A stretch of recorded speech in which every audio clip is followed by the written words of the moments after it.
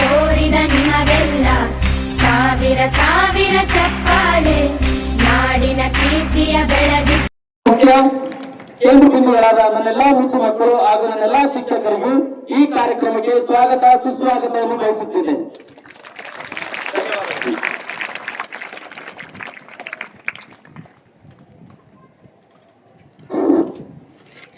ಸ್ವಾಗತ ಭಾಷಣ ನಡೆಸಿಕೊಂಡಂತಹ ಶ್ರೀ ಶಿವಕುಮಾರ್ ಸರ್ ಅವರಿಗೆ ಧನ್ಯವಾದಗಳನ್ನು ಅರ್ಪಿಸುತ್ತಾ, ಕುವೆಂಪು ಕನ್ನಡ ಸಾಹಿತ್ಯ ಸೆಕೆಂಡ್ ಶಾಲೆಯ ಕುರುಗಳು ಈ ಕಾರ್ಯಕ್ರಮದ ಕುರಿತು ಪ್ರಾಚಾರಿಕ ನುಡಿಗಳನ್ನ ಶ್ರೀಯುತ ಬಸವರಾಜರು ಹೇಳಿಕೊಡ್ಬೇಕಾಗಿ ತಮ್ಮಲ್ಲಿ ಕೇಳಿಕೊಂಡು.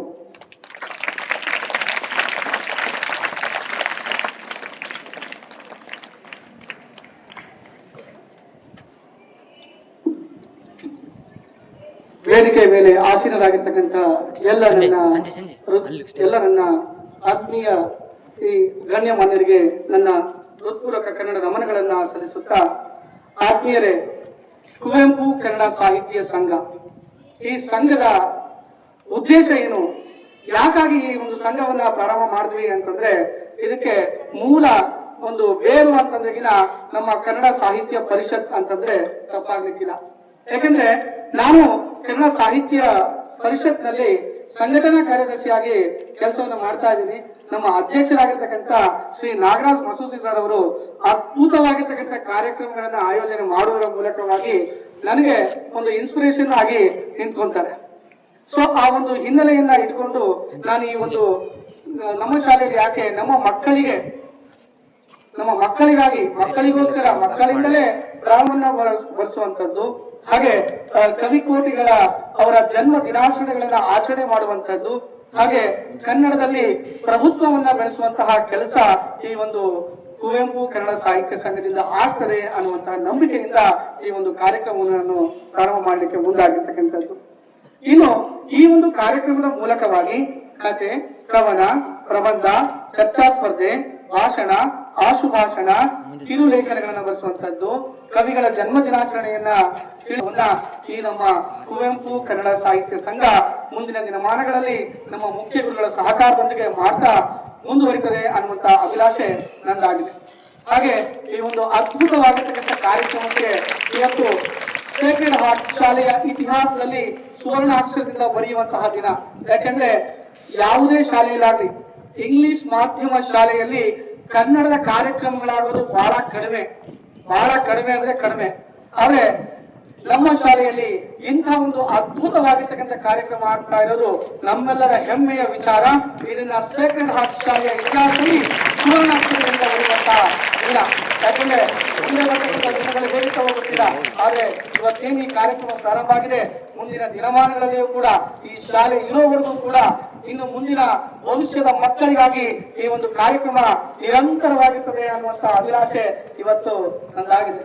ಸೊ ಈ ಒಂದು ಕಾರ್ಯಕ್ರಮಕ್ಕೆ ನಾನು ಸರ್ ಈ ಒಂದು ಕಾರ್ಯಕ್ರಮಕ್ಕೆ ಉದ್ಘಾಟನೆಗೆ ಬರಬೇಕು ಅಂತೇಳಿ ನಮ್ಮ ಕನ್ನಡ ಸಾಹಿತ್ಯ ಪರಿಷತ್ತಿನ ಅಧ್ಯಕ್ಷರಾಗಿರ್ತಕ್ಕಂಥ ಮಸೂತಿ ನಾಗರಾಜ್ ಸರ್ ಅವರು ಕೇಳಿಕೊಂಡಾಗ, ಆಯ್ತು ಬಸವರಾಜ್, ಇಂಥ ಒಳ್ಳೆ ಕಾರ್ಯಕ್ರಮ ಕನ್ನಡ ಶಾಲೆಯಲ್ಲಿ ಮಾತ್ರ ಆಗೋದು, ಇಂಗ್ಲಿಷ್ ಮೀಡಿಯಂ ಶಾಲೆಗಳಲ್ಲಿ ಇಂಥವೆಲ್ಲ ಆಗೋದಿಲ್ಲ, ಆದ್ರೆ ನಿನ್ನಲ್ಲಿ ಇಚ್ಛಾಶಕ್ತಿ ಇದೆ, ಹಾಗಾಗಿ ನೀನ್ ಮಾಡ್ತಾ ಇದೀಯಾ, ಮಾಡು, ನನ್ನ ಬೆಂಬಲ ಯಾವಾಗಲೂ ಇರ್ತದೆ, ನಾನು ಬರ್ತೀನಿ ಅನ್ನುವಂತಹ ಮಾತನ್ನ ಆಡಿರ್ತಕ್ಕಂಥವ್ರಿಗೆ ಈ ಸಂದರ್ಭದಲ್ಲಿ ತುಂಬುವುದೇ ಧನ್ಯವಾದಗಳು ತಿಳಿಸ್ತೇನೆ.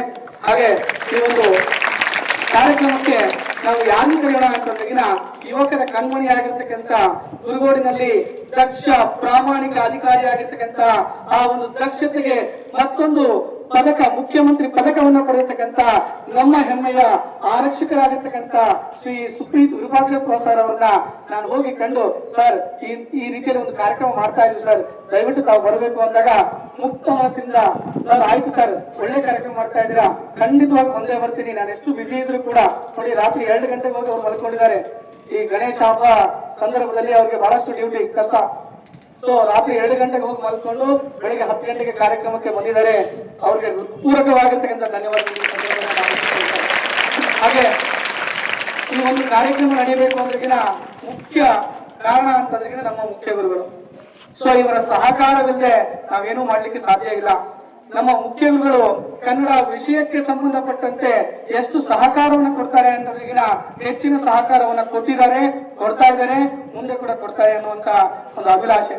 ಸೊ ಈ ಒಂದು ಕನ್ನಡ ಕಾರ್ಯಕ್ರಮ ಅಂದ ತಕ್ಷಣ ನಮ್ಮ HM ಅವರು ಮುಕ್ತ ಮನಸ್ಸಿಂದ ಆಯ್ಸರ್ ಮಾಡಿ ಏನ್ ಬೇಕು ಹೇಳಿ, ಸಪೋರ್ಟ್ ಏನ್ ಬೇಕು ಹೇಳಿ ಮಾಡಿ, ಮಕ್ಕಳಿಗಾಗಿ ಒಂದು ಒಳ್ಳೆ ಕಾರ್ಯಕ್ರಮ ಮಾಡ್ತೀನಿ ಅನ್ನೋದಕ್ಕಿಂತ ನಾನು ಯಾವತ್ತೂ ಮುಂದೆ ಇರ್ತೀನಿ ಅಂತ ಹೇಳಿ ಇವತ್ತಿನ ಪ್ರೈಸಸ್ ಆಗಿರ್ಬೋದು ಪ್ರತಿಯೊಂದು ಕೂಡ ಎಲ್ಲವನ್ನ ಅವರೇ ಮುತುವರ್ಜಿ ವಹಿಸಿ ಮಾಡಿರ್ತಕ್ಕಂಥದ್ದು ಹೆಮ್ಮೆಯ ವಿಚಾರ. ನಿಜವಾಗ್ಲೂ ಇಂತಹ ಮುಖ್ಯಗಳನ್ನ ಪಡೆದಿರ್ತಕ್ಕಂಥ ನಾವುಗಳ ಧನ್ಯ ಅಂತ ಹೇಳಿ ಈ ಸಂದರ್ಭದಲ್ಲಿ ಹೇಳ್ತೀನಿ. ಯಾಕಂದ್ರೆ ಪ್ರತಿ ವರ್ಷನೂ ಕೂಡ SSLCಯಲ್ಲಿ ಟಾಪರ್ ಆಗಿ ನಮ್ಮ ಶಾಲೆ ಬರ್ತಾ ಇದೆ.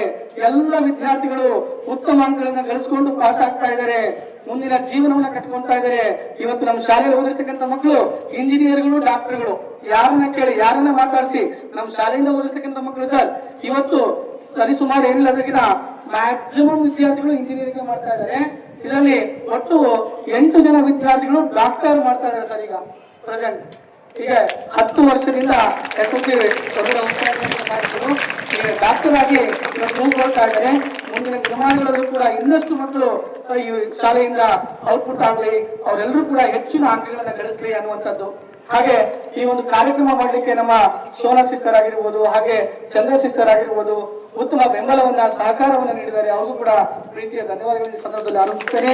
ಹಾಗೆ ನಮ್ಮ ಶಿಕ್ಷಕರಿಂದ ಕೂಡ ನಮ್ಮ ಎಲ್ಲ ಶಿಕ್ಷಕರಿಂದ ಕೂಡ ಬಹಳಷ್ಟು ಶ್ರಮ ವಹಿಸಿ ಈ ಒಂದು ಕಾರ್ಯಕ್ರಮವನ್ನ ಅಚ್ಚುಕಟ್ಟಾಗಿ ನಡೆಸಿಕೊಳ್ಳಲಿಕ್ಕೆ ನನಗೆ ಸಹಕಾರವನ್ನು ನೀಡಿದ್ದಾರೆ.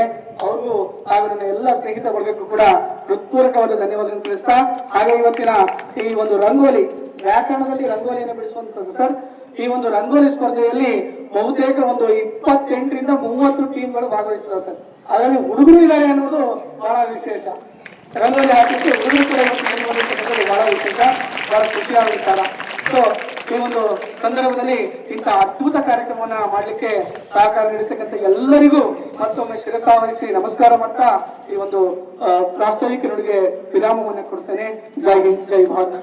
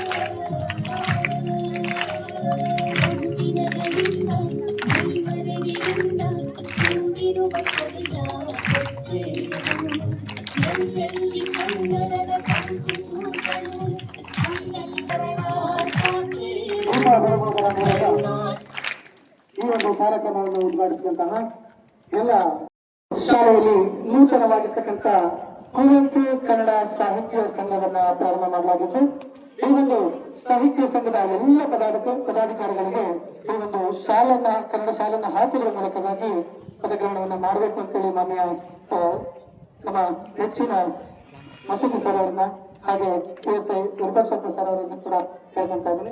ದಯವಿಟ್ಟು ಸರ್ ಎಲ್ಲ ವಿದ್ಯಾರ್ಥಿಗಳನ್ನ ಈಗ ಕರೀತಾರೆ. ಇದೀಗ ಈ ಒಂದು ಕಾರ್ಯಕ್ರಮದ ಗೌರವಾಧ್ಯಕ್ಷರಾಗಿ ಸಿಸ್ಟರ್ ವೆರೋನಿಕಾ ಅವರು ಮುಖ್ಯ ಗುರುಗಳು ಇರ್ತಾರೆ. ಹಾಗೆ ಮಾರ್ಗದರ್ಶಕ ಶಿಕ್ಷಕರಾಗಿ ಬಸವರಾಜ್ ಸರ್, ನಾನೇ ಕನ್ನಡ ಶಿಕ್ಷಕರಾಗಿರ್ತೀನಿ.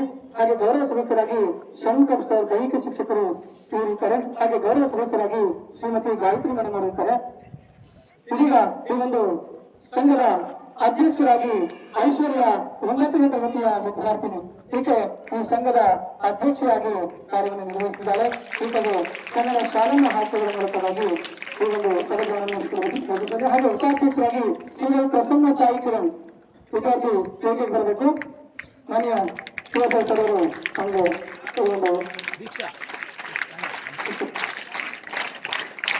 ಹಾಗೆ ಮತ್ತೊಂದು ಉಪಾಧ್ಯಕ್ಷರಾಗಿ CPDM ವಿದ್ಯಾರ್ಥಿನಿ, ಹಾಗೆ ಪ್ರಧಾನ ಕಾರ್ಯದರ್ಶಿಯಾಗಿ ಅಂಕಿತಾ,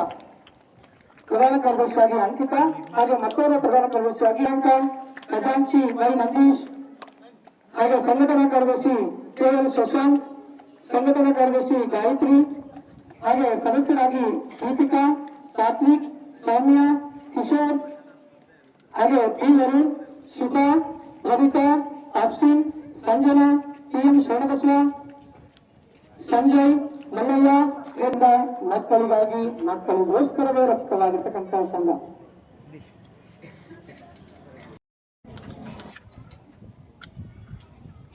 ಸಂಜಯ್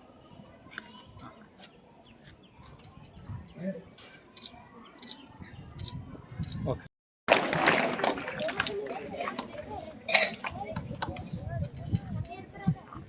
ಐ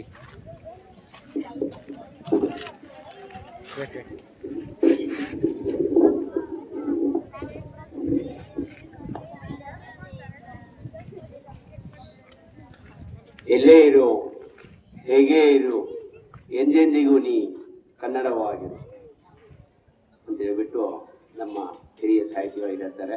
ಸೊ ನಾವು ಎಲ್ಲೇ ಇದ್ರೂ ಸಹಿತ ನಮ್ಮ ಭಾಷೆ, ನಮ್ಮ ನಾಡು, ನಮ್ಮ ಮಣ್ಣು ಏನಿದೆಯಲ್ಲ ಅದಕ್ಕೆಲ್ಲ ನಾವು ಯಾವತ್ತೂ ಗೌರವಿಸಬೇಕು, ಅದನ್ನ ಸದಾ ಪ್ರೀತಿಸ್ತಾ ಇರಬೇಕಂತಕ್ಕಂಥ ಮಾತನ್ನ ಈ ಸಂದರ್ಭದಲ್ಲಿ ಹೇಳ್ತಾ, ಇಂದಿನ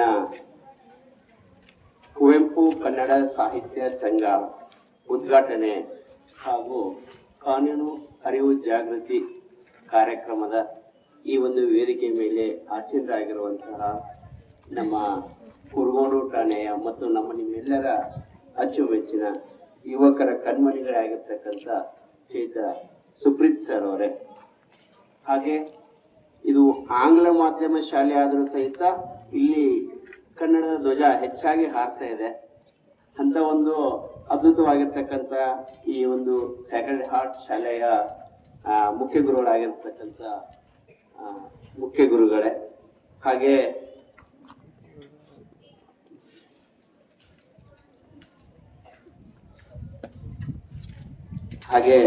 ಇನ್ನೊಬ್ಬರು ಇಲ್ಲಿ ಮುಖ್ಯ ಅತಿಥಿಗಳಾಗಿ ಈ ಶಾಲೆಯ ಹಿರಿಯರು ಆಗಿರ್ತಕ್ಕಂಥ ಈ ವೇದಿಕೆ ಮೇಲೆ ಆಸೀನರಾಗಿರ್ತಕ್ಕಂಥ ಸೋನು ಸಿಸ್ಟರ್ ಅವರೇ, ಅದೇ ರೀತಿಯಾಗಿ ಈ ಒಂದು ಕಾರ್ಯಕ್ರಮದ ಕೇಂದ್ರ ಬಿಂದುಗಳಾಗಿರ್ತಕ್ಕಂತಹ ಎಲ್ಲ ನನ್ನ ಮುದ್ದು ಮಕ್ಕಳೇ, ಹಾಗೆ ಇವತ್ತಿನ ಈ ಸಂಘಟನೆಯಲ್ಲಿ ಅಧ್ಯಕ್ಷರಾಗಿ, ಉಪಾಧ್ಯಕ್ಷರಾಗಿ, ಕಾರ್ಯದರ್ಶಿಯಾಗಿ ಹಾಗೂ ಸಂಘಟನಾ ಕಾರ್ಯದರ್ಶಿಯಾಗಿ ಮತ್ತು ಸದಸ್ಯರಾಗಿ ಏನು ಪದಗ್ರಹಣ ಮಾಡಿಕೊಂಡು ಇವಾಗ ಏನು ಈ ಸಂಘಕ್ಕೆ ಆಯ್ಕೆ ಆಗಿದ್ದೀರಿ, ಅಂದ್ರೆ ಈ ಸಂಘಟನೆಯ ಕಾರ್ಯಕ್ರಮಗಳ ಜವಾಬ್ದಾರಿಯನ್ನ ಹೊತ್ಕೊಂಡಿದ್ದೀರಿ. ಅವೆಲ್ಲ ನನ್ನ ಸಂಘಟನೆಯ ಮಿತ್ರರೇ, ಹಾಗೆ ಈ ಶಾಲೆಯ ಎಲ್ಲ ನನ್ನ ಆತ್ಮೀಯ ಶಿಕ್ಷಕ ಶಿಕ್ಷಕಿಯರೇ ಹಾಗೂ ಎಲ್ಲ ಸಿಬ್ಬಂದಿ ವರ್ಗದವರೇ, ನಿಮಗೆಲ್ಲ ತಿಳಿದಿರೋ ಹಾಗೆ ನಾವೆಲ್ಲರೂ ಕನ್ನಡ ಅಂತಂದ್ರೆ ನಮ್ಗೆಲ್ಲರಿಗೂ ಸಹಜವಾಗಿ ಪ್ರೀತಿ ಬರುತ್ತೆ. ನಾವೆಲ್ಲರೂ ಸಹಜವಾಗಿ ಪ್ರತಿದಿನ ಮನೆಯಲ್ಲಿ ಕೇಳುವಂತ ಹಾಡುಗಳು ಸಹಿತ ಕನ್ನಡನೇ. ಇವೆಲ್ಲ ಆಂಗ್ಲ ಮಾಧ್ಯಮ ಶಾಲೆಯಲ್ಲಿ ಪ್ರತಿನಿತ್ಯ 6 ಭಾಷೆಗಳನ್ನ ಒಂದು ಹೊರತುಪಡಿಸಿ, ಒಂದು ಕನ್ನಡ, ಇನ್ನೊಂದು ಹಿಂದಿಯನ್ನ ಹೊರತುಪಡಿಸಿ ನೀವೆಲ್ಲ ಏನ್ ಮಾಡ್ತೀರಿ, ಪ್ರತಿನಿತ್ಯ ಆಂಗ್ಲ ಇದು ಏನು ಕನ್ನಡ ಭಾಷೆ, ಕನ್ನಡ ಮತ್ತು ಹಿಂದಿಯನ್ನು ಹೊರತುಪಡಿಸಿ ಇನ್ನು ಇರತಕ್ಕಂಥ 4 ಸಬ್ಜೆಕ್ಟ್ಗಳನ್ನ, ವಿಷಯಗಳನ್ನ ನೀವೆಲ್ಲ ಇಂಗ್ಲಿಷ್ ಮಾಧ್ಯಮದಲ್ಲೇ ಓದ್ತಾ ಇದ್ದೀರಿ. ಆದ್ರೂ ಸಹಿತ ನೀವೇನ್ ಮಾಡ್ತೀರಿ, ಮನೆಗೆ ಹೋದಾಗ ಏನಾದ್ರೂ ಹಾಡುಗಳನ್ನ ಕೇಳ್ಬೇಕು ಅನ್ಸಿದಾಗ ಸಹಜವಾಗಿ ನೀವು ಕೇಳುವಂಥದ್ದು ಎಂತ ಹಾಡುಗಳು ಕೇಳ್ತೀರಾ? ಕನ್ನಡ ಹಾಡುಗಳನ್ನ ಕೇಳ್ತೀರಿ, ಹೌದಲ್ಲ?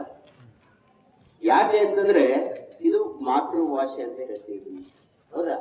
ನೋಡ್ರಿ, ನಾವು ತಾಯಿಗೆ ಎಂತ ಸ್ಥಾನಮಾನ ಕೊಟ್ಟಿದ್ದೀವಿ ಸಮಾಜದಲ್ಲಿ ಅಂತಂದ್ರೆ ಅದಕ್ಕೆ ಸರಿ ಸಮನಾಗಿರ್ತಕ್ಕಂಥ ಒಂದು ಸ್ಥಾನಮಾನ ನಮ್ಮ ಭಾಷೆಗೆ ಕೊಟ್ಟಿದ್ದೀವಿ. ಅದಕ್ಕಾಗಿ ಇವತ್ತು ನಾವು ಮಾತೃಭಾಷೆ ಅಂತ ಹೇಳ್ತೀವಿ. ಅದಕ್ಕೆ ನಿಮ್ಗೆಲ್ಲ ಗೊತ್ತಿರೋದು KP ಪೂರ್ಣಚಂದ್ರ ತೇಜಸ್ವಿ ಅವರೊಂದು ಮಾತನ್ನು ಹೇಳ್ತಾರೆ, ಏನಂತಂದ್ರೆ ಕನ್ನಡಿಗರಿಗೆ ಇರುವುದು ಒಂದೇ ಭಾಷೆ, ಅದು ತಾಯಿ ಭಾಷೆ ಅಂತ ಹೇಳ್ತಾರೆ. ಕನ್ನಡಿಗರಿಗೆ ಇರುವುದು ಒಂದೇ ಭಾಷೆ, ಅದು ತಾಯಿ ಭಾಷೆ. ಯಾವ ಭಾಷೆ? ಅದು ಕನ್ನಡ ಭಾಷೆ, ಹೌದಲ್ಲ? ಅದಕ್ಕೆ ಮಾತೃಭಾಷೆ ಅನ್ನೋದು ಬಹಳಷ್ಟು ಮುಖ್ಯ. ನೋಡ್ರಿ, ನಿಮ್ಮ ಗಿಡ ಮರಗಳಿಗೆ ಅಲ್ಲಿರ್ತಕ್ಕಂಥ ಬೇರುಗಳಿಗೆ ಒಂದು ತಾಯಿ ಬೇರು ಅಂತ ಇರ್ತಾ ಇದೆ, ಹೌದಲ್ಲ? ಹಾಗೆ ಭಾಷೆಗಳಲ್ಲಿ ನಮ್ಮ ಭಾಷೆ ಮಾತೃಭಾಷೆ ನಾವು ಹೋಲಿಕೆ ಮಾಡ್ತೀವಿ. ನಮ್ಮ ಭಾಷೆ ಏನ್ ಮಾಡ್ತೀವಿ, ಮಾತೃಭಾಷೆಯಲ್ಲಿ ಕಲಿತಷ್ಟು ಸರಳವಾಗಿ ಬೇರೆ ವಿಷಯಗಳನ್ನ ಬೇರೆ ಭಾಷೆಗಳಲ್ಲಿ ಕಲಿಯೋದು ಅಷ್ಟೇ ಕಷ್ಟ ಆಗುತ್ತೆ. ಯಾಕಂದ್ರೆ ನಾವು ಪುಟ್ಟ ಮಾತೃಭಾಷೆಯನ್ನ ಕಲ್ತಿರ್ತೀವಿ, ಹಾಗಾಗಿ ಅದು ನಾವು ಮಾತೃಭಾಷೆ ಅಂತೀವಿ. ನೀವೇನಿವತ್ತು ಈ ಸಂಘಟನೆಯನ್ನು ಉದ್ಘಾಟನೆ ಮಾಡಿದ್ದಾರೆ ಬಸವರಾಜ್ ಸರ್ ಅವರು, ನಿಮಗೆಲ್ಲ ಗೊತ್ತಿದೆ. ಬಸವರಾಜ್ ಅವರು ಸಹಜವಾಗಿ ಎಲ್ಲಾ ಕನ್ನಡದ ಕಾರ್ಯಕ್ರಮಗಳಲ್ಲಾಗ್ಲಿ ಅಥವಾ ರಾಷ್ಟ್ರೀಯ ಹಬ್ಬಗಳಲ್ಲಾಗ್ಲಿ ಎಲ್ಲಾದ್ರೂ ಮುಂದಿದ್ದೇ ಇರ್ತಾರೆ. ಅವರು ಒಂದ್ ಸ್ವಲ್ಪ ಕನ್ನಡದ ಬಗ್ಗೆ ಸಾಕಷ್ಟು ಅಭಿಮಾನವನ್ನು ಹೊಂದಿದ್ದಾರೆ. ಹಾಗೆ ಅವ್ರು ಹೊಂದಿರ್ತಕ್ಕಂಥ ಅಭಿಮಾನವನ್ನ ತಮ್ಮಲ್ಲಿ ಕೂಡ ಮೂಡಿಸ್ತಾ ಇದ್ದಾರೆ. ಬರೀ ತಮ್ಮ ಶಾಲೆಯ ಮಕ್ಕಳಲ್ಲಿ ಆ ಕನ್ನಡ ಅಭಿಮಾನ ಮೂಡಬೇಕು ಅಂತ ಹೇಳ್ತಾರೆ. ಸೊ ಆ ದೃಷ್ಟಿಯಲ್ಲಿ ಇವತ್ತು ಈ ಒಂದು ಸಂಘಟನೆಯನ್ನ ಕುವೆಂಪು ಸಾಹಿತ್ಯ ಸಂಘವನ್ನ ಉದ್ಘಾಟನೆಯನ್ನ ಮಾಡ್ತಿದ್ದಾರೆ. ಸೊ ನಾನು ಇಲ್ಲಿ ಬಹಳಷ್ಟು ಅದೃಷ್ಟವಂತನೇ ಅಂತ ಹೇಳ್ಬೇಕು. ಯಾಕಂತಂದ್ರೆ ಇಲ್ಲಿ ಕನ್ನಡ ಸಾಹಿತ್ಯ ಪರಿಷತ್ತಿನ ಅಧ್ಯಕ್ಷರಾಗಿ ಯಾವಾಗ ನಮ್ಗೆ ಈ ಸ್ಥಾನಮಾನವನ್ನು ನೀಡಿದ್ದಾರೆ ನಮ್ಮ ಜಿಲ್ಲಾಧ್ಯಕ್ಷರು. ನಮ್ಮ ಕನ್ನಡ ಸಾಹಿತ್ಯ ಪರಿಷತ್ತಿನ ಜಿಲ್ಲಾಧ್ಯಕ್ಷ ಅಂತ ನಿಮಗೆಲ್ಲ ಗೊತ್ತಿರ್ಬೋದಲ್ಲ, ಗೊತ್ತಿದೆನಾ?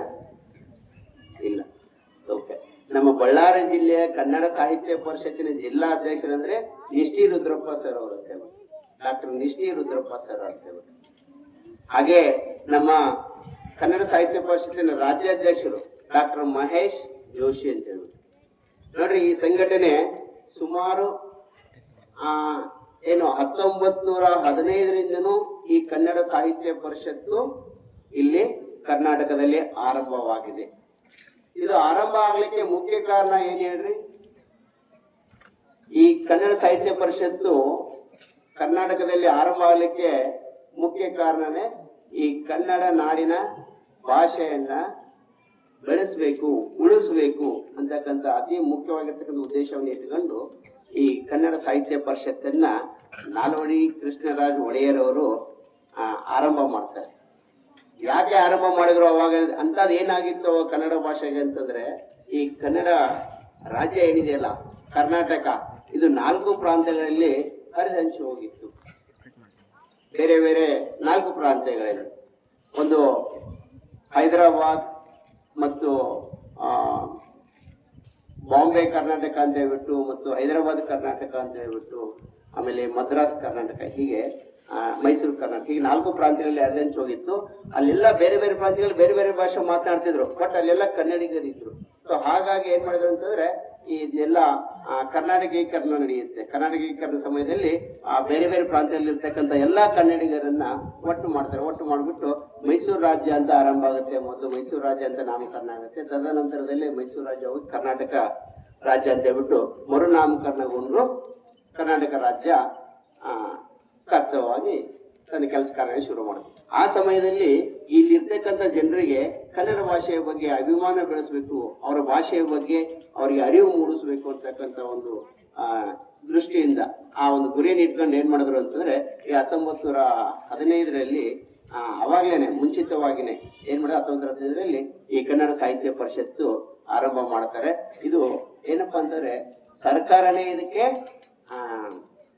ಏನು ತನ್ನ ಅನುದಾನವನ್ನು ಕೊಟ್ಟು ನಡೆಸ್ತಕ್ಕಂತಹ ಒಂದು ಸರ್ಕಾರಿ ಸ್ವಾಮ್ಯದ ಸಂಘಟನೆ ಅಂತಕ್ಕಂಥದ್ದು. ಅಂದ್ರೆ ಅತಿ ದೊಡ್ಡ ಸಂಘಟನೆ, ರಾಜ್ಯದ ಅತಿ ದೊಡ್ಡ ಸಂಘಟನೆ, ಸಂಘಟನೆಗಳಲ್ಲಿ ಒಂದು.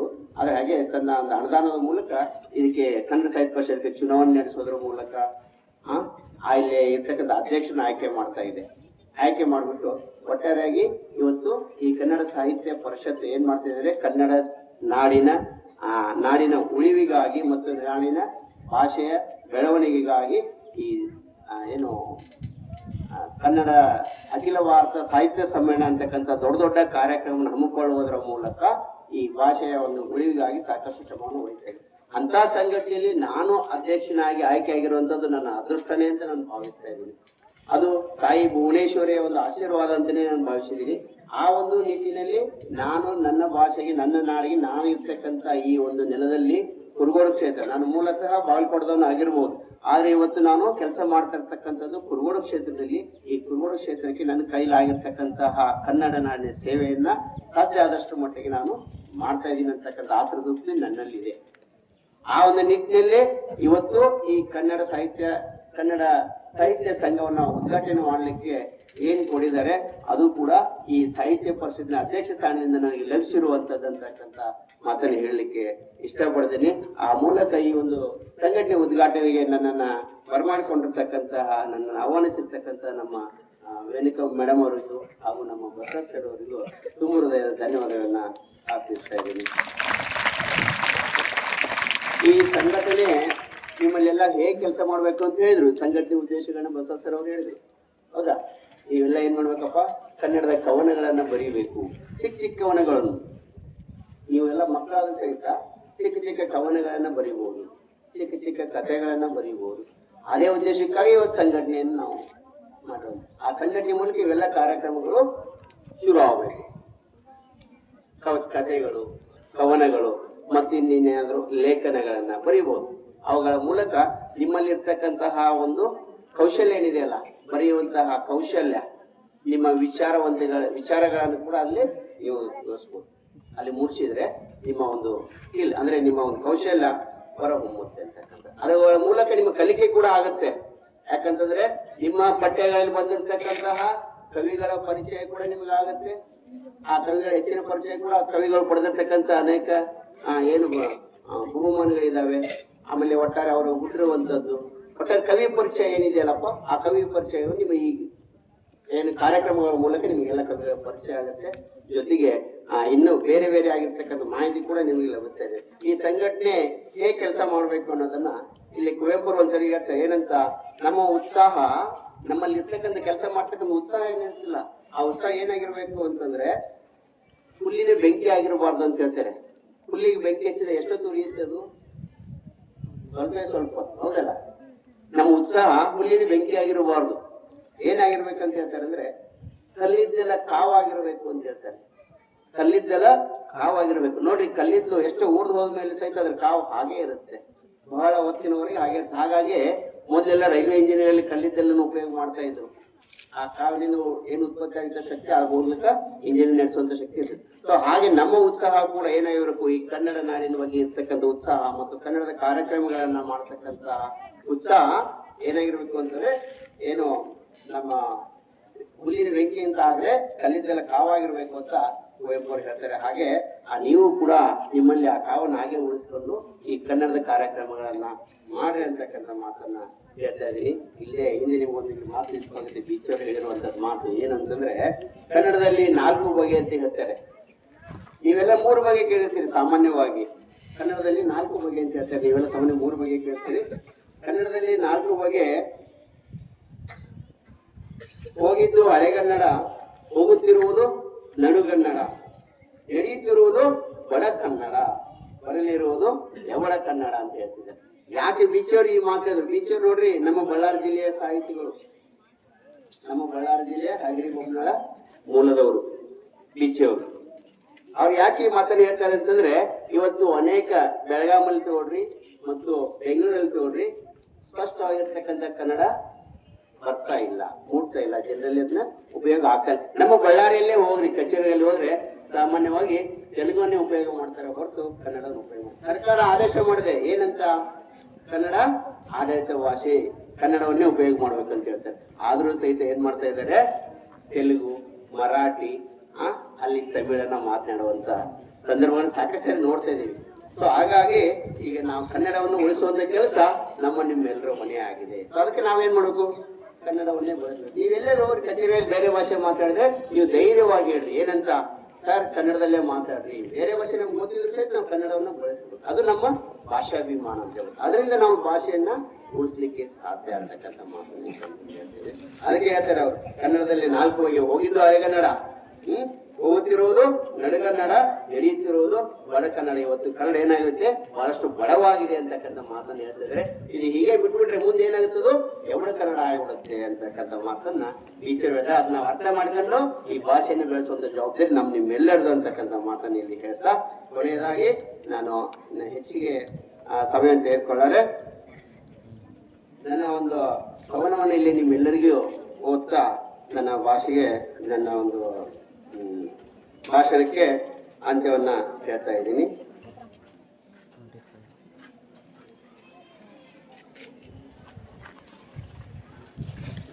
ನಾನು ಸಹಜವಾಗಿ ಅವಾಗ ನೀವು ಒಂದು ಕವಿತೆಗಳನ್ನ ಬರೀತಾ ಇರ್ತೀವಿ, ಇಲ್ಲ ಅಂತಲ್ಲ. ಬಟ್ ಇದುವರೆಗೂ ಯಾವುದೇ ಪುಸ್ತಕಗಳನ್ನ ಹೊರಗೆ ತಂದಿಲ್ಲ. ನಾವು ಕೂಡ ಮುಂದೆ ತರಬೇಕು ಅಂತ ಬಹಳಷ್ಟಿದೆ, ಆದ್ರೂ ಅದು ಯಾವಾಗ ಸಮಯ ಕೂಡಿ ಬರುತ್ತೋ ನೋಡಬೇಕು. ಸೊ ಇಲ್ಲಿ ನನ್ನ ಒಂದು ಕವಿತೆಯನ್ನು ಹೇಳೋದ್ರ ಮೂಲಕ ನಿಮ್ಗೆಲ್ಲ ಹೇಳಿವಿ, ನನ್ನ ಭಾಷಣ ಮುಗಿಸ್ತಾ ಇದ್ದೀನಿ. ಹೊಸ ವರ್ಷದ ಹರ್ಷವ ಬಿತ್ತರಿಸುವುದು ಒಂದು, ಪವಿತ್ರ ತಿಂಗಳ ಭಕ್ತಿಯನ್ನು ಉತ್ತುಂಗಕ್ಕೆ ಕೊಂಡೊಯ್ಯುವುದು ಇನ್ನೊಂದು. ಮರಗಳಲ್ಲಿ ಎಲೆಗಳನ್ನು, ಮನಗಳಲ್ಲಿ ಒಲವನ್ನು ಸಿಗರಿಸುವ ಮಾಸ ಒಂದಾದರೆ, ಬಡಬಗ್ಗರಿಗೆ ಆಹಾರ ಧಾನ್ಯ, ನಿರ್ಗತಿಕರಿಗೆ ಕರುಣೆ, ಪ್ರೀತಿ ಹಂಚುವ ತಿಂಗಳು ಇನ್ನೊಂದು. ಬೇವು ಬೆಲ್ಲ, ಸಿಹಿ ಕಹಿ, ಬದುಕಿನ ಸಮತೋಲನ ಸಾರುವುದು ಒಂದು. ಬಡವ ಸಿರಿವಂತ, ಮೇಲು ಕೀಳು, ಸಮಾನತೆ ಸಾರುವುದು ಇನ್ನೊಂದು. ಒಂದೇ ಮರದ ಎರಡು ಎಲೆಗಳಿವು, ಒಂದು ಪ್ರಕೃತಿಯನ್ನು ಪ್ರೀತಿಸಿದರೆ ಇನ್ನೊಂದು ಮನುಷ್ಯರನ್ನು ಪ್ರೀತಿಸುವುದು. ಒಂದು ಪ್ರಕೃತಿಯನ್ನು ಪ್ರೀತಿಸಿದರೆ ಇನ್ನೊಂದು ಮನುಷ್ಯರನ್ನು ಪ್ರೀತಿಸುವುದು. ನಾವೆಲ್ಲ ಯುಗಾದಿ ಮತ್ತು ರಂಜಾನ ಅವಳಿಗಳಂತೆ. ಇದು ಹೋದ ವರ್ಷ ರಂಜಾನ್ ಮತ್ತು ಯುಗಾದಿ ಹಬ್ಬ ಹಿಂದೆ ಮುಂದೆ ಬಂದಿದ್ದು. ಆ ಸಮಯದಲ್ಲಿ ನನಗೆ ಅನಿಸಿದ್ದನ್ನ ಈ ಒಂದು ಕವಿತೆಯ ಮೂಲಕ ಹೇಳಿದೆ. ಒಂದೇ ಮರದ ಎರಡು ಎಲೆಗಳಿಗೂ, ಒಂದು ಪ್ರಕೃತಿಯನ್ನು ಪ್ರೀತಿಸಿದರೆ ಇನ್ನೊಂದು ಮನುಷ್ಯರನ್ನು ಪ್ರೀತಿಸುವುದು. ಯುಗಾದಿ ಮತ್ತು ರಂಜಾನ್ ಅವಳಿಗಳಂತೆ, ಇವೆಲ್ಲ ಅವಳಿ ಸಹೋದರಗಳಂತೆ. ನಾವೆಲ್ಲ ಮಾಡುವುದು ಚೋಟು ಹೊಟ್ಟೆಗಾಗಿ, ಏನು ಹೊಟ್ಟೆಗಾಗಿ. ಹಿಂದೂ ಮುಸ್ಲಿಂ ಅಮುಖ್ಯ, ನಮ್ಮ ನಿಮ್ಮ ಬಾಂಧವ್ಯ ಬಹುಮುಖ್ಯ. ಹಿಂದೂ ಮುಸ್ಲಿಂ ಅಮುಖ್ಯ, ನಮ್ಮ ನಿಮ್ಮ ಬಾಂಧವ್ಯ ಬಹುಮುಖ್ಯ. ಇದು ಯುಗಾದಿ ಮತ್ತು ರಂಜಾನ್ ಹಬ್ಬದ ಪ್ರಯುಕ್ತ ಆ ಯುಗಾದಿ ಹಬ್ಬದ ಪ್ರಾಮುಖ್ಯತೆ, ಅದು ಏನ್ ಪ್ರಾಮುಖ್ಯತೆ ವಿತರಿಸ್ತಾ ಇದೆ ಅಂತಕ್ಕಂಥದ್ದು, ಯುಗಾದಿ ಹಬ್ಬದ ಪ್ರಾಮುಖ್ಯತೆ ಮತ್ತು ರಂಜಾನ್ ಹಬ್ಬದ ಪ್ರಾಮುಖ್ಯತೆಯನ್ನ ಈ ಕಾನೂನು ಹಿಡಿದಂತ ಒಂದು ಕೆಲಸ ಮಾಡಿದ್ದೀನಿ. ಸೊ ಇಲ್ಲಿವರೆಗೆ ನನಗೆ ಇಲ್ಲೇ ಕಳಿಸ್ಬಿಟ್ಟು ಇಲ್ಲಿ ಒಂದು ಕನ್ನಡ ಸಾಹಿತ್ಯ ಸಂಘಟನೆ ಉದ್ಘಾಟನೆಗೆ ಮತ್ತು ಉದ್ಘಾಟಕರ ಕಳಿಸಿದ್ದಕ್ಕೆ ತಮ್ಮೆಲ್ಲರಿಗೂ ವಂದಿಸಿ, ಹಾಗೆ ವೇದಿಕೆ ಮೇಲೆ ಆಚರಣೆಗೆ ಎಲ್ಲರಿಗೂ ವಂದಿಸಿ ನನ್ನ ಎರಡು ಮಾತುಗಳಿಗೆ ವಿರಾಮವನ್ನ ಹೇಳ್ತಾ ಇದ್ದೀನಿ. ಮೊಟ್ಟಮೊದಲಿಗೆ ವೇದಿಕೆ ಮೇಲೆ ಹಾಕಲಾಗಿದ್ದಂಥ ಈ ಕಾರ್ಯಕ್ರಮದ ಉದ್ಘಾಟಕರಾಗ ಆಗಲಿದ್ದಂಥ ನಾಗರಾಜ್ ಮಸೂದ್ ಸರ್ ಅವರಿಗೆ, ಅದೇ ರೀತಿಯಾಗಿ ಈ ಶಾಲೆಯ ಹೆಡ್ ಮೇಡಮ್ ಅವರವರಿಗೆ ಹಾಗೂ ಅಡ್ಮಿನಿಸ್ಟ್ರೇಷನ್ ಮೇಡಮ್ ಅವರವರಿಗೆ ಹಾಗೂ ಈ ಕಾರ್ಯಕ್ರಮದ ಕೇಂದ್ರವಾದಂಥ ಎಲ್ಲ ಮುದ್ದು ಮಕ್ಕಳೇ ಹಾಗೂ ಶಿಕ್ಷಕರು ಮತ್ತು ಇತರೆ ಎಲ್ಲ ಗಣ್ಯಗಳು. ಸೊ ಉದ್ಘಾಟಕರಾಗಿರುವಂತಹ ನಾಗರಾಜ್ ಮಸೂದ್ ಸಾಹೇಬರು ಈ ಒಂದು ಕುವೆಂಪು ಕನ್ನಡ ಸಾಹಿತ್ಯ ಸಂಘ ಈಗ ಉದ್ಘಾಟಕರಾಗಿ ಆಗಮಿಸಿದ್ದಾರೆ.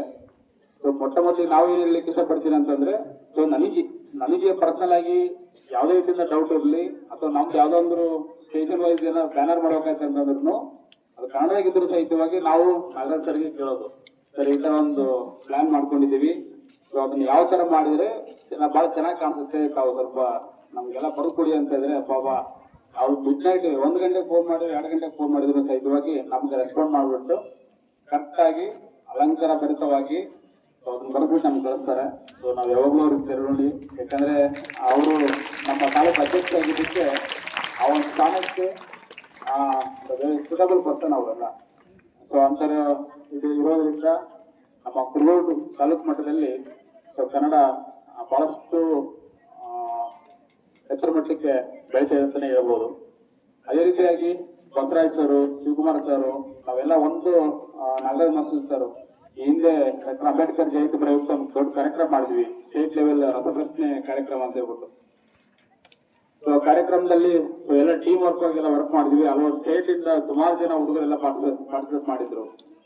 ಸೊ ಅವಾಗ ಏನಂತಂದ್ರೆ ನಮ್ಗೆ ಖುಷಿ ಅನಿಸೋದು ಏನಂತಂದ್ರೆ, ಸೊ ಒಬ್ಬ ಮಹಾನ್ ವ್ಯಕ್ತಿ ಬಗ್ಗೆ ಒಳ್ಳೆ ಪ್ರಬಂಧ ಸ್ಪರ್ಧೆ ಬೇಡ, ರಸಪ್ರಶ್ನೆ ಮಾಡಿದ್ರೆ ಅವ್ರ ಬಗ್ಗೆ ಇನ್ನೂ ಹೆಚ್ಚೆಚ್ಚು ತಿಳ್ಕೊಳ್ಳಿ ನಾವು ಉದ್ದೇಶಕ್ಕೆ ಆತರ ಮಾಡಿದ್ರು.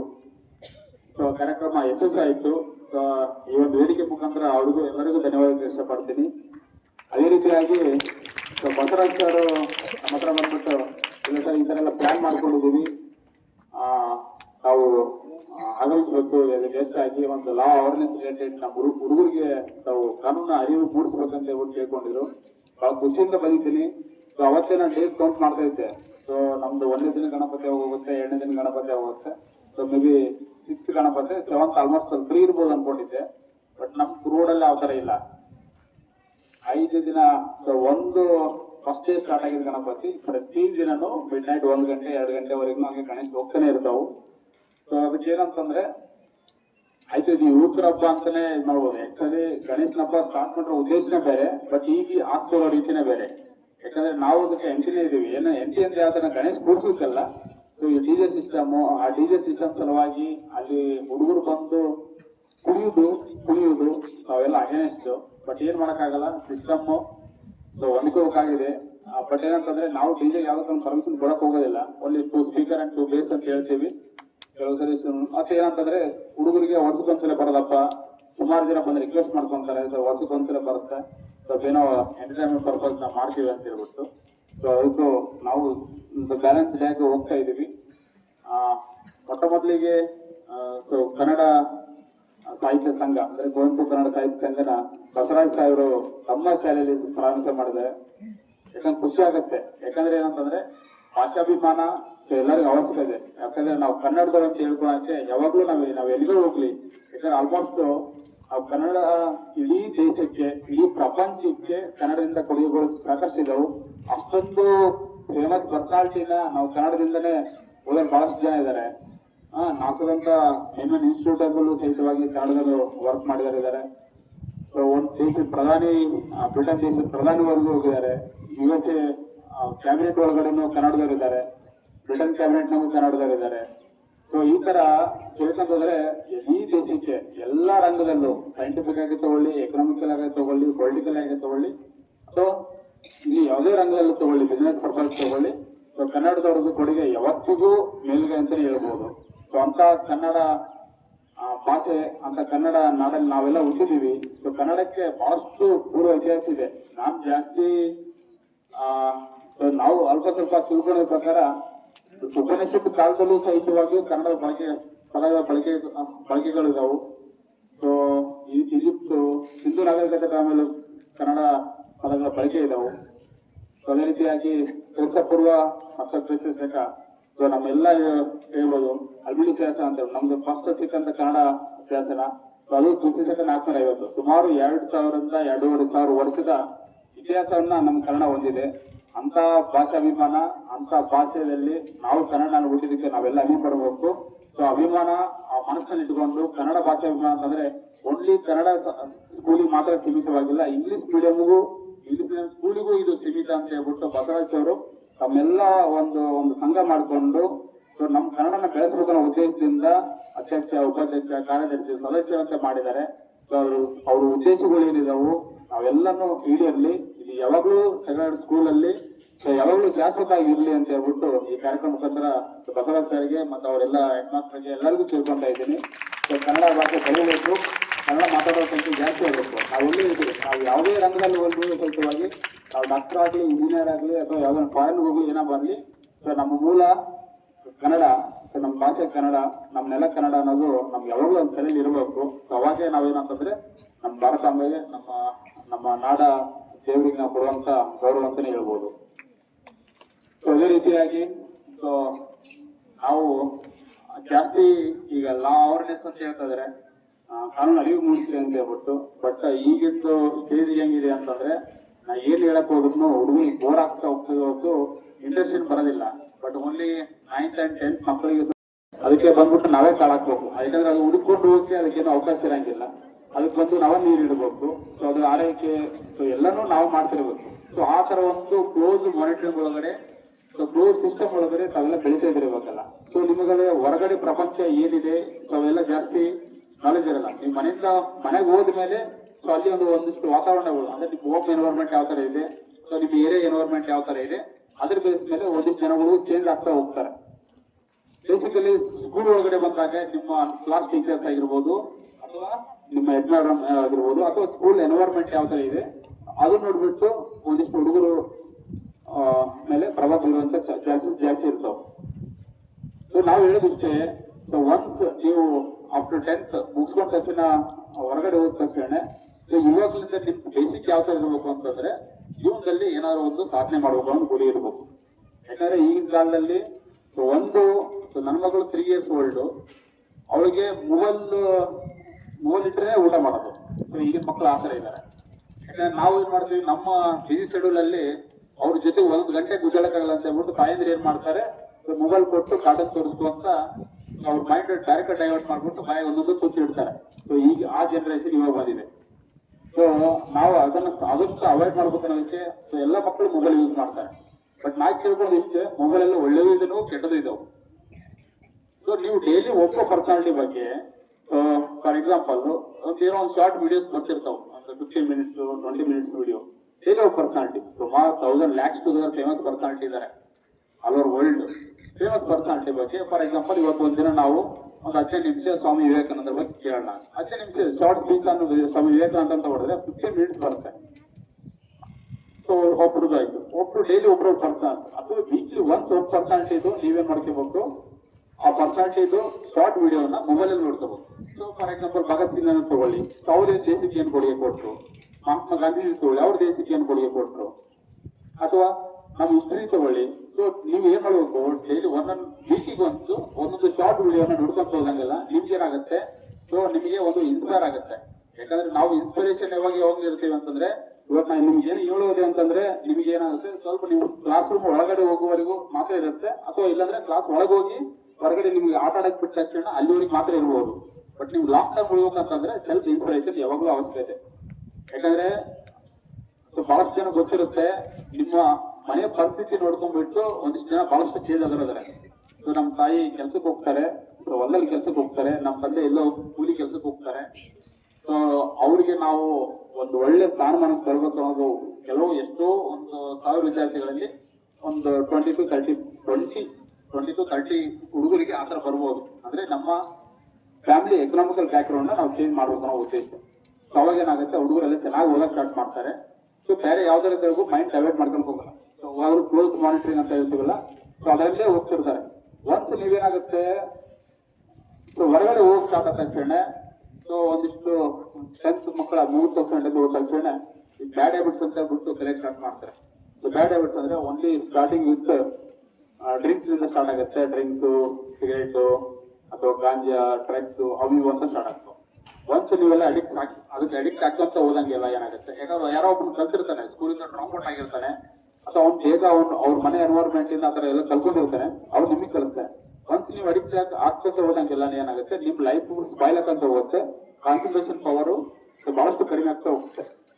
ಸೊ ಗೊತ್ತಿರೋ ವಿಚಾರನೆ, ಒಂದ್ ಮನುಷ್ಯ ಹೆಂಗಿರ್ತಾನೆ ನೀವು ಬಹಳಷ್ಟು ಅಬ್ಸರ್ವ್ ಮಾಡ್ತಾ ಇರಿ. ಕರೆಕ್ಟ್ ಇರೋ ಮನುಷ್ಯ ಯಾವತ್ತೂ ಯಾವ್ದು ತಪ್ಪು ಮಾಡೋದಿಲ್ಲ. ಅಂದ್ರೆ ತನ್ನ ಬಗ್ಗೆ ತಾನು ಸೆಲ್ಫ್ ಕಾನ್ಫಿಡೆಂಟ್ ಅವನಿಗೆ, ಅಥವಾ ಏನ್ ಮಾಡ್ತಿದ್ದೀನಿ ಅಂತ ತನ್ನ ಅರಿವು ಅವನಿಗಿದ್ದವನಿಗೆ ಯಾರು ತಪ್ಪು ಮಾಡಕ್ ಹೋಗಲ್ಲ. ಬಟ್ ಯಾವಾಗ ಕಾನ್ಫಿಡೆನ್ಸ್ ನಾವು ಕಳ್ಕೊಂತೀವಿ ಅಂತಂದ್ರೆ ಏನಾದ್ರು ಒಂದು ನಶೆಗೆ ಒಳಗಾದಾಗ, ಸೊ ಫಾರ್ ಎಕ್ಸಾಂಪಲ್ ಡ್ರಿಂಕ್ಸ್ ಒಳಗಾಗಿರ್ತಾನೆ, ಸೊ ಅವನೇ ತಪ್ಪು ಮಾಡೋದು. ಅವ್ರಿಗೆ ಗೊತ್ತಿರಲಿಲ್ಲ ದೊಡ್ಡವ್ರು ಯಾರು, ಸಣ್ಣವ್ರು ಯಾರು, ಹೆಣ್ಮಕ್ಳು ಯಾರು. ಸೊ ಡ್ರಗ್ಸ್ ರಿಲೇಟೆಡ್ ಯಾವ ತರ ಇದೆ ಅಂತಂದ್ರೆ, ಸೊ ನಿಮ್ಗೆ ಏನ್ ಮಾಡಿದ್ರು ಅದಕ್ಕಂತ ಪನಿಷ್ಮೆಂಟ್ ಬಹಳಷ್ಟು ಇದಾವೆ.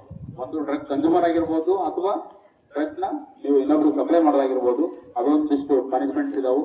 ಸೊ ಒಂದ್ ತಿಳ್ಕೊಂಬಿಡಿ ಮಗ, ಎಲ್ಲರಿಗೂ ನಾವು ಹೇಳೋದಿಷ್ಟೇ, ಒಂದ್ ನಿಮ್ಗೆ ನಿಮ್ಮ ಸ್ಟೇಜ್ ಅಲ್ಲಿ ಅಥವಾ ನಿಮ್ಮ ಸ್ಟೂಡೆಂಟ್ ಲೈಫ್ ಅಲ್ಲಿ 10th ಆಗಿರ್ಬೋದು, ಅಥವಾ PUC ಆಗಿರ್ಬೋದು, ಅಥವಾ ಡಿಗ್ರಿ ಲೈಫ್ ಆಗಿರ್ಬೋದು, ಎಲ್ಲ ಒಂದ್ ಕಡೆ ನಿಮ್ಮ ಹೆಸರಲ್ಲಿ ಯಾವ್ದಾದ್ರು ಒಂದು FIR ರಿಜಿಸ್ಟರ್ ಆಯ್ತು ಅಂತಂದ್ರೆ, ಅಂದ್ರೆ ನಿಮ್ ಠಾಣೆಯಲ್ಲಿ ನಿಮ್ಮ ಹೆಸರು ಏನಾದ್ರು ನೋಂದಣಿ ಆಯ್ತು ಅಂದ್ರಪ್ಪ ಅಂತಂದ್ರೆ, ನಿಮಗೆ ಮುಂದಿನ ದಿನಗಳಲ್ಲಿ ಯಾವುದೇ ರೀತಿಯಿಂದ ಗೌರ್ಮೆಂಟ್ ಕೆಲಸ ಆಯ್ತು, ಪ್ರೈವೇಟ್ ಕೆಲಸ ಆಯ್ತು ಸಿಗೋದಿಲ್ಲ. ಇದು ಮಾತ್ರ ವೆರಿ ಗುಡ್ ಫೈನಲ್, ಇದು ಕ್ಲಿಯರ್ ಮೆಸೇಜ್. ಇದು ನಿಮ್ಮ ಹೆಸರಲ್ಲೇ ಯಾವ್ದೋ ಕಾರಣಕ್ಕೂ ಒಂದು ಕೇಸು ಇರಬಾರ್ದು. ಒಂದೇನಾದ್ರು ನಿಮಗೆ ಇವನ್ ನಮ್ಮ ಹೆಂಗಿದೆ ಅಂತಂದ್ರೆ, ಯಾವುದೇ ಒಂದು ಜಾಬ್ ಹೋಗ್ಬೇಕಂತಂದ್ರೂ ಪೊಲೀಸ್ ವೆರಿಫಿಕೇಶನ್ ಕಡ್ಡಾಯ. ಸೊ ಪೊಲೀಸ್ ಅಂದ್ರೆ ನಾವು ಸ್ಟಡೀಸ್ ಮಾಡಿದ್ರೆ ಮಾತ್ರ ಆ ಹುಡುಗನಿಗೆ ಜಾಬ್ ಕೊಡ್ತಾರೆ. ಇವನ್ ನೀವೆಲ್ಲ ಬೇರೆ ಕಂಟ್ರಿಗೆ ಹೋಗಿ ಪಾಸ್ಪೋರ್ಟ್ ಬೇಕಂದ್ರೂ ಪೊಲೀಸ್ ವೆರಿಫಿಕೇಶನ್ ಕಡ್ಡಾಯ. ನಿಮ್ಮ ಹೆಸರಿರುವಂತ ಒಂದ್ ಏನಾದ್ರು ಕೇಸ್ ರಿಜಿಸ್ಟರ್ ಅಂತಂದ್ರೆ, ಬರೀ ನಿಮ್ಮ ಹೆಸರು, ತಂದೆ ಹೆಸರು ಹಾಕಿದ ತಕ್ಷಣನೇ ಇವ್ರ ಮೇಲೆ ಇಂಥ ವರ್ಷ ಈ ತರ ಒಂದು ಕೇಸ್ ಆಗಿತ್ತು ಅನ್ನೋದು ಒಂದು ಬಂದ್ಬಿಡುತ್ತೆ. ಸೊ ನಾವೇನ್ ಮಾಡ್ತೀವಿ, ಸ್ಟೇಟ್ ಅವೇ ರಿಜೆಕ್ಟ್ ಮಾಡ್ತೀವಿ. ಸೊ ಯಾವುದೇ ಕಾರಣಕ್ಕೂ ಕೊಡಂಗಿಲ್ಲ. ಆದ್ರಿಂದ ನಾವೇನ್ ಹೇಳಿದಂದ್ರೆ, ಮಕ್ಕಳಿಗೆ ಜಾಸ್ತಿ ಹೊತ್ತು ಅಥವಾ ನೈಟ್ ಹೊರಗಡೆ ಇರೋದು, ಅಥವಾ ಯಾವ್ದೊಂದು ಫ್ರೆಂಡ್ಸ್ ಜೊತೆ ಹೋಗೋದು, ಯಾವ್ದೊಂದು ಗಲಾಟೆಯಲ್ಲಿ ಇನ್ವಾಲ್ವ್ ಆಗೋದು ಯಾವುದೇ ಕಾರಣಕ್ಕೂ ಮಾಡಕ್ ಹೋಗ್ಬೇಡಿ. ಯಾಕಂದ್ರೆ ಸೊ ಮಕ್ಕಳಿಗೆ ಯಾವ್ದೋ ಒಂದು ನ್ಯೂಸ್ ಇರುತ್ತಲ್ಲ, 2 ತರ ಇರ್ತಾವೆ. ಒಂದು ಅಪ್ಟರ್ 18 ಯಾವ್ದಾದ್ರು ಅಫೆನ್ಸ್ ಮಾಡಿದ್ರೆ, ಸೊ ನಮ್ಮ ರೆಗ್ಯುಲರ್ ಕೋರ್ಟ್ ಅಲ್ಲಿ ಟ್ರಯಲ್ ಸ್ಟಾರ್ಟ್ ಆಗುತ್ತೆ, ಅಲ್ಲಿ ವಿಚಾರಣೆ ನಡೀತಾವೆ. ಬಟ್ ಮಕ್ಕಳು ತಪ್ಪು ಮಾಡಿದ್ರೆ, ಬಿಲೋ 18 ಇಯರ್ಸ್ ಮಕ್ಕಳು ಯಾರು ತಪ್ಪು ಮಾಡಿದ್ರೆ ಜುವೆನೈಲ್ ಕೋರ್ಟ್ ಅಂತ ಇರುತ್ತೆ. ಸೇಮ್ ಪನಿಷ್ಮೆಂಟ್ ಸ್ವಲ್ಪ ನಿಮ್ಗೆ ರಿಲ್ಯಾಕ್ಸೇಷನ್ ಇರುತ್ತೆ ಹೊರತು ಬಟ್ ಕಾನೂನಿಂದ ತಪ್ಪಿಕೊಳಕ ಸಾಧ್ಯ ಇಲ್ಲ. ಸೊ ಮಕ್ಕಳನ್ನೇ ಅಥವಾ ದೊಡ್ಡವ್ರನ್ನೇ, ಬಟ್ ಕಾನೂನು ಮುಂದೆ ಎಲ್ಲರೂ ಸಮಾನರು ಅಂತಾನೆ ಹೇಳುತ್ತೆ. ಸೊ ಮಕ್ಕಳಿಗೊಂದು ಕಾನೂನು, ದೊಡ್ಡವ್ರಿಗೊಂದು ಕಾನೂನು, ರಿಲ್ಯಾಕ್ಸೇಷನ್ ಮಾತ್ರ ಕಾನೂನು ಅಷ್ಟೇ, ಅದು ಬಿಟ್ರೆ ಮತ್ತೆ ಬೇರೆ ಏನಿರಂಗಿಲ್ಲ. ಆದ್ರಿಂದ ಸೊ ಅದ್ರ ಬಗ್ಗೆ ತಾವು ಜಾಸ್ತಿ ನಿಗೆ ಇರಬೇಕು. ಇನ್ನು ಜಾಸ್ತಿ ಮಕ್ಕಳು, ಸೊ ನಾವು ಸುಮಾರು ಜನ ನೋಡ್ತೀವಿ ನಮ್ಮ ಸ್ಕೂಲ್ ಮುಂದೆ, ನಮ್ಮ ಸ್ಟೇಷನ್ ಮುಂದ್ಗಡೆ ಮಧ್ಯಾಹ್ನ ಅಥವಾ ಈವ್ನಿಂಗ್ ಸ್ವಲ್ಪ ತಿಳ್ಕೊಂಡ್ಬಿಟ್ರೆ ಸಾಕು, ಎಷ್ಟು ಜನ ಮಕ್ಕಳು ಇದೇ ಯೂನಿಫಾರ್ಮ್ ಅಲ್ಲೇ ಸ್ಕೂಲ್ ಯೂನಿಫಾರ್ಮ್ ಹಾಕೊಂಡು ಈವ್ನಿಂಗ್ ಟ್ಯೂಷನ್ ಹೋಗೋದನ್ನ ನೋಡಿದ್ದೀನಿ, ಅಥವಾ ಮಾರ್ಕೆಟಿಗೆ ಬೈಕ್ ತಗೊಂಡು ಬರೋದನ್ನ ನೋಡಿದ್ದೀನಿ. ನಾವು ತಗೊಂಡು ಸ್ಟೇಷನ್ ಹತ್ತಿದ ತಕ್ಷಣ ನಿಮ್ಮ ತಂದೆ ಬರ್ತಾರೆ, ಸರ್ ಮಕ್ಕಳು ಏನೋ ಕೇಳ ಕೊಟ್ಬಿಟ್ಟಿದೀವಿ ಬೈಕ್, ಸ್ವಲ್ಪ ಕ್ಷಮಿಸಿ ಇನ್ನೊಂದ್ಸಲ ಕೊಡಂಗಿಲ್ಲ ಅಂತ ಹೇಳ್ಕೊಂತಾರೆ. ಒಂದ್ ತಿಳ್ಕೊಂಬಿಡಿ, ಯಾಕಂದ್ರೆ ಬಿಲೋ 18 ಇಯರ್ಸ್ ಮಕ್ಕಳು ಇರುವಂತ ಯಾವುದೇ ಮಗುವಿಗೆ ಡ್ರೈವಿಂಗ್ ಮಾಡ್ಲಿಕ್ಕೆ ಅಥವಾ ಬೈಕ್ ರೈಡಿಂಗ್ ಮಾಡ್ಲಿಕ್ಕೆ ಯಾವುದೇ ಕಾರಣಕ್ಕೂ ಅನುಮತಿ ಇಲ್ಲ. ಸೊ ನಿಮಗೆ ಅಥೆಂಟಿಕೇಟೆಡ್ ಡ್ರೈವಿಂಗ್ ಲೈಸೆನ್ಸ್ ತಗೋಬೇಕು, ಫಸ್ಟ್ LLR ತಗೋಬೇಕು, ಅಪ್ 18 ಮಾತ್ರ ನಿಮಗೆ ಬೈಕ್ ಮೇಲೆ ಕುದುರಿಸಿ ಪವರ್ ಇರೋದು. ನೀವೇನಾದ್ರೂ ಒಂದು ಬೈಕ್ ತಗೊಂಡು ಅಥವಾ ಯಾರಿಗಾದ್ರೂ ಆಕ್ಸಿಡೆಂಟ್ ಮಾಡಿದ್ರೆ, ಯಾರಿಗೆ ಆಕ್ಸಿಡೆಂಟ್ ಮಾಡಿದ್ರೆ ಅಥವಾ ನೀವು ಯಾರಿಗೆ ಗೊತ್ತಿಲ್ಲ ಅಥವಾ ನಿಮಗೆ ಏನೋ ಆದ್ರೆ, ಸೊ ಯಾರು ಆರೋಪಿಗಳು ಯಾರಿಲ್ಲಿ ಯಾರಾಗ್ತಾರೆ?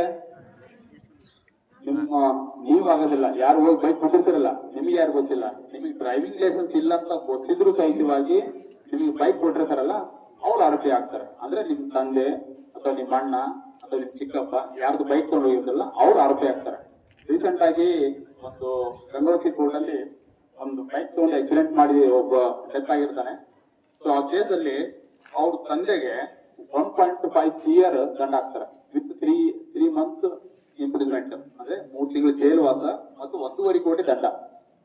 ನೀವು ಥಿಂಕ್ ಮಾಡ್ಕೊಂಡು ನೋಡಿ, ಮಕ್ಕಳ ಬೈಕ್ ತಗೊಂಡು ಬುದ್ಧಿದ್ರೆ ಏನಾಗೋದಿಲ್ಲ ಅಂತ ನೀವು ಥಿಂಕ್ ಮಾಡ್ತಾ ಇರ್ತೀರಿ. ಬಟ್ 1.5 ಕೋಟಿ ದಂಡ ಹಾಕಿದ್ರೆ 3 ತಿಂಗಳು ಜೈಲು ವಾಸ ಕೊಟ್ಟಿದ್ದಾರೆ. ಯಾರಿಗೆ? ಅವ್ರ ಅಪ್ಪಗೆ. ಮಗ ತಪ್ಪು ಮಾಡಿದಕ್ಕೆ ಅವ್ರ ತಂದೆ ಶಿಕ್ಷೆ. ಆದ್ರಿಂದ ಯಾವ್ದೋ ಮಗು ಬೈಕ್ ಹತ್ತಕ್ಕಿಂತ ಮುಂಚೆ ನಿಮ್ ತಂದೆ ತಾಯಿ ಬಗ್ಗೆ ನಿಮ್ ಕಡೆ ಕೆಪಾಸಿಟಿ ಐತೆ ಅನ್ನೋದ್ರ ಬಗ್ಗೆ ವಿಚಾರ ಮಾಡ್ಕೊಂಡು, ಯಾವುದೇ ನಂಗೆ ಡ್ರೈವಿಂಗ್ ಲೈಸೆನ್ಸ್ ಇಲ್ಲ, ನಾ ಬೈಕ್ ಹತ್ತು ತಪ್ಪು, ಅಫೆನ್ಸ್, ನಾ ಏನಾದ್ರು ತಪ್ಪು ಮಾಡಿದ್ರೆ ನನ್ನ ತಂದೆ ಶಿಕ್ಷೆ ಆಗುತ್ತೆ ಅನ್ನೋದೊಂದು ಮನವರಿಕೆ ಇಟ್ಕೊಂಡ್ಬಿಟ್ಟು ಸೊ ಬೈಕ್ ಯಾವುದೇ ಕಾರಣಕ್ಕೂ ಯೂಸ್ ಮಾಡ್ಲಿಕ್ಕೆ ಹೋಗ್ಕೋಬೇಡಿ. ಅದಾದ ನಂತರ ಇನ್ನೂ 2-3 ಆಕ್ಟ್ಗಳು ಇದಾವು. ಒಂದು ಚೈಲ್ಡ್ ಮ್ಯಾರೇಜ್ ಬರುತ್ತೆ, ಚೈಲ್ಡ್ ಲೇಬರ್ ಅಂತ ಬರುತ್ತೆ, ಆಮೇಲೆ ಪೋಕ್ಸೋ ಅಂತ ಬರುತ್ತೆ. ಸೊ ಏನಿಲ್ಲ, ಇವೆಲ್ಲ ಮಕ್ಕಳ ರಿಲೇಟೆಡ್ ಇರುವಂತ ಕಾಯ್ದೆಗಳು. ಪೋಕ್ಸೋ ಅಂತಂದ್ರೆ ಬಿಲೋ 18 years ಅಂತ ಯಾವುದೇ ಹೆಣ್ಣು ಮಗುವಿಗೆ ಅಥವಾ ಗಂಡು ಮಗು ಆಗಿರ್ಬೋದು. ಸೊ ಹೆಣ್ಮಗುವಿಗೆ ಸೊ ಯಾವ್ದಾದ್ರು ಹುಡುಗರು ಅವ್ರಿಗೆ ಕಾಡಿಸೋದಾಗಿರ್ಬೋದು ಅಥವಾ ಅವ್ರಿಗೇನಾದ್ರು ಮನವೊಲಿಸೋದು, ಕುಸಲಾಯಿಸೋದು ಎಲ್ಲ ಸೊ ಕಾಮನ್ ಆಗಿ ನಡೀತಿರುತ್ತೆ.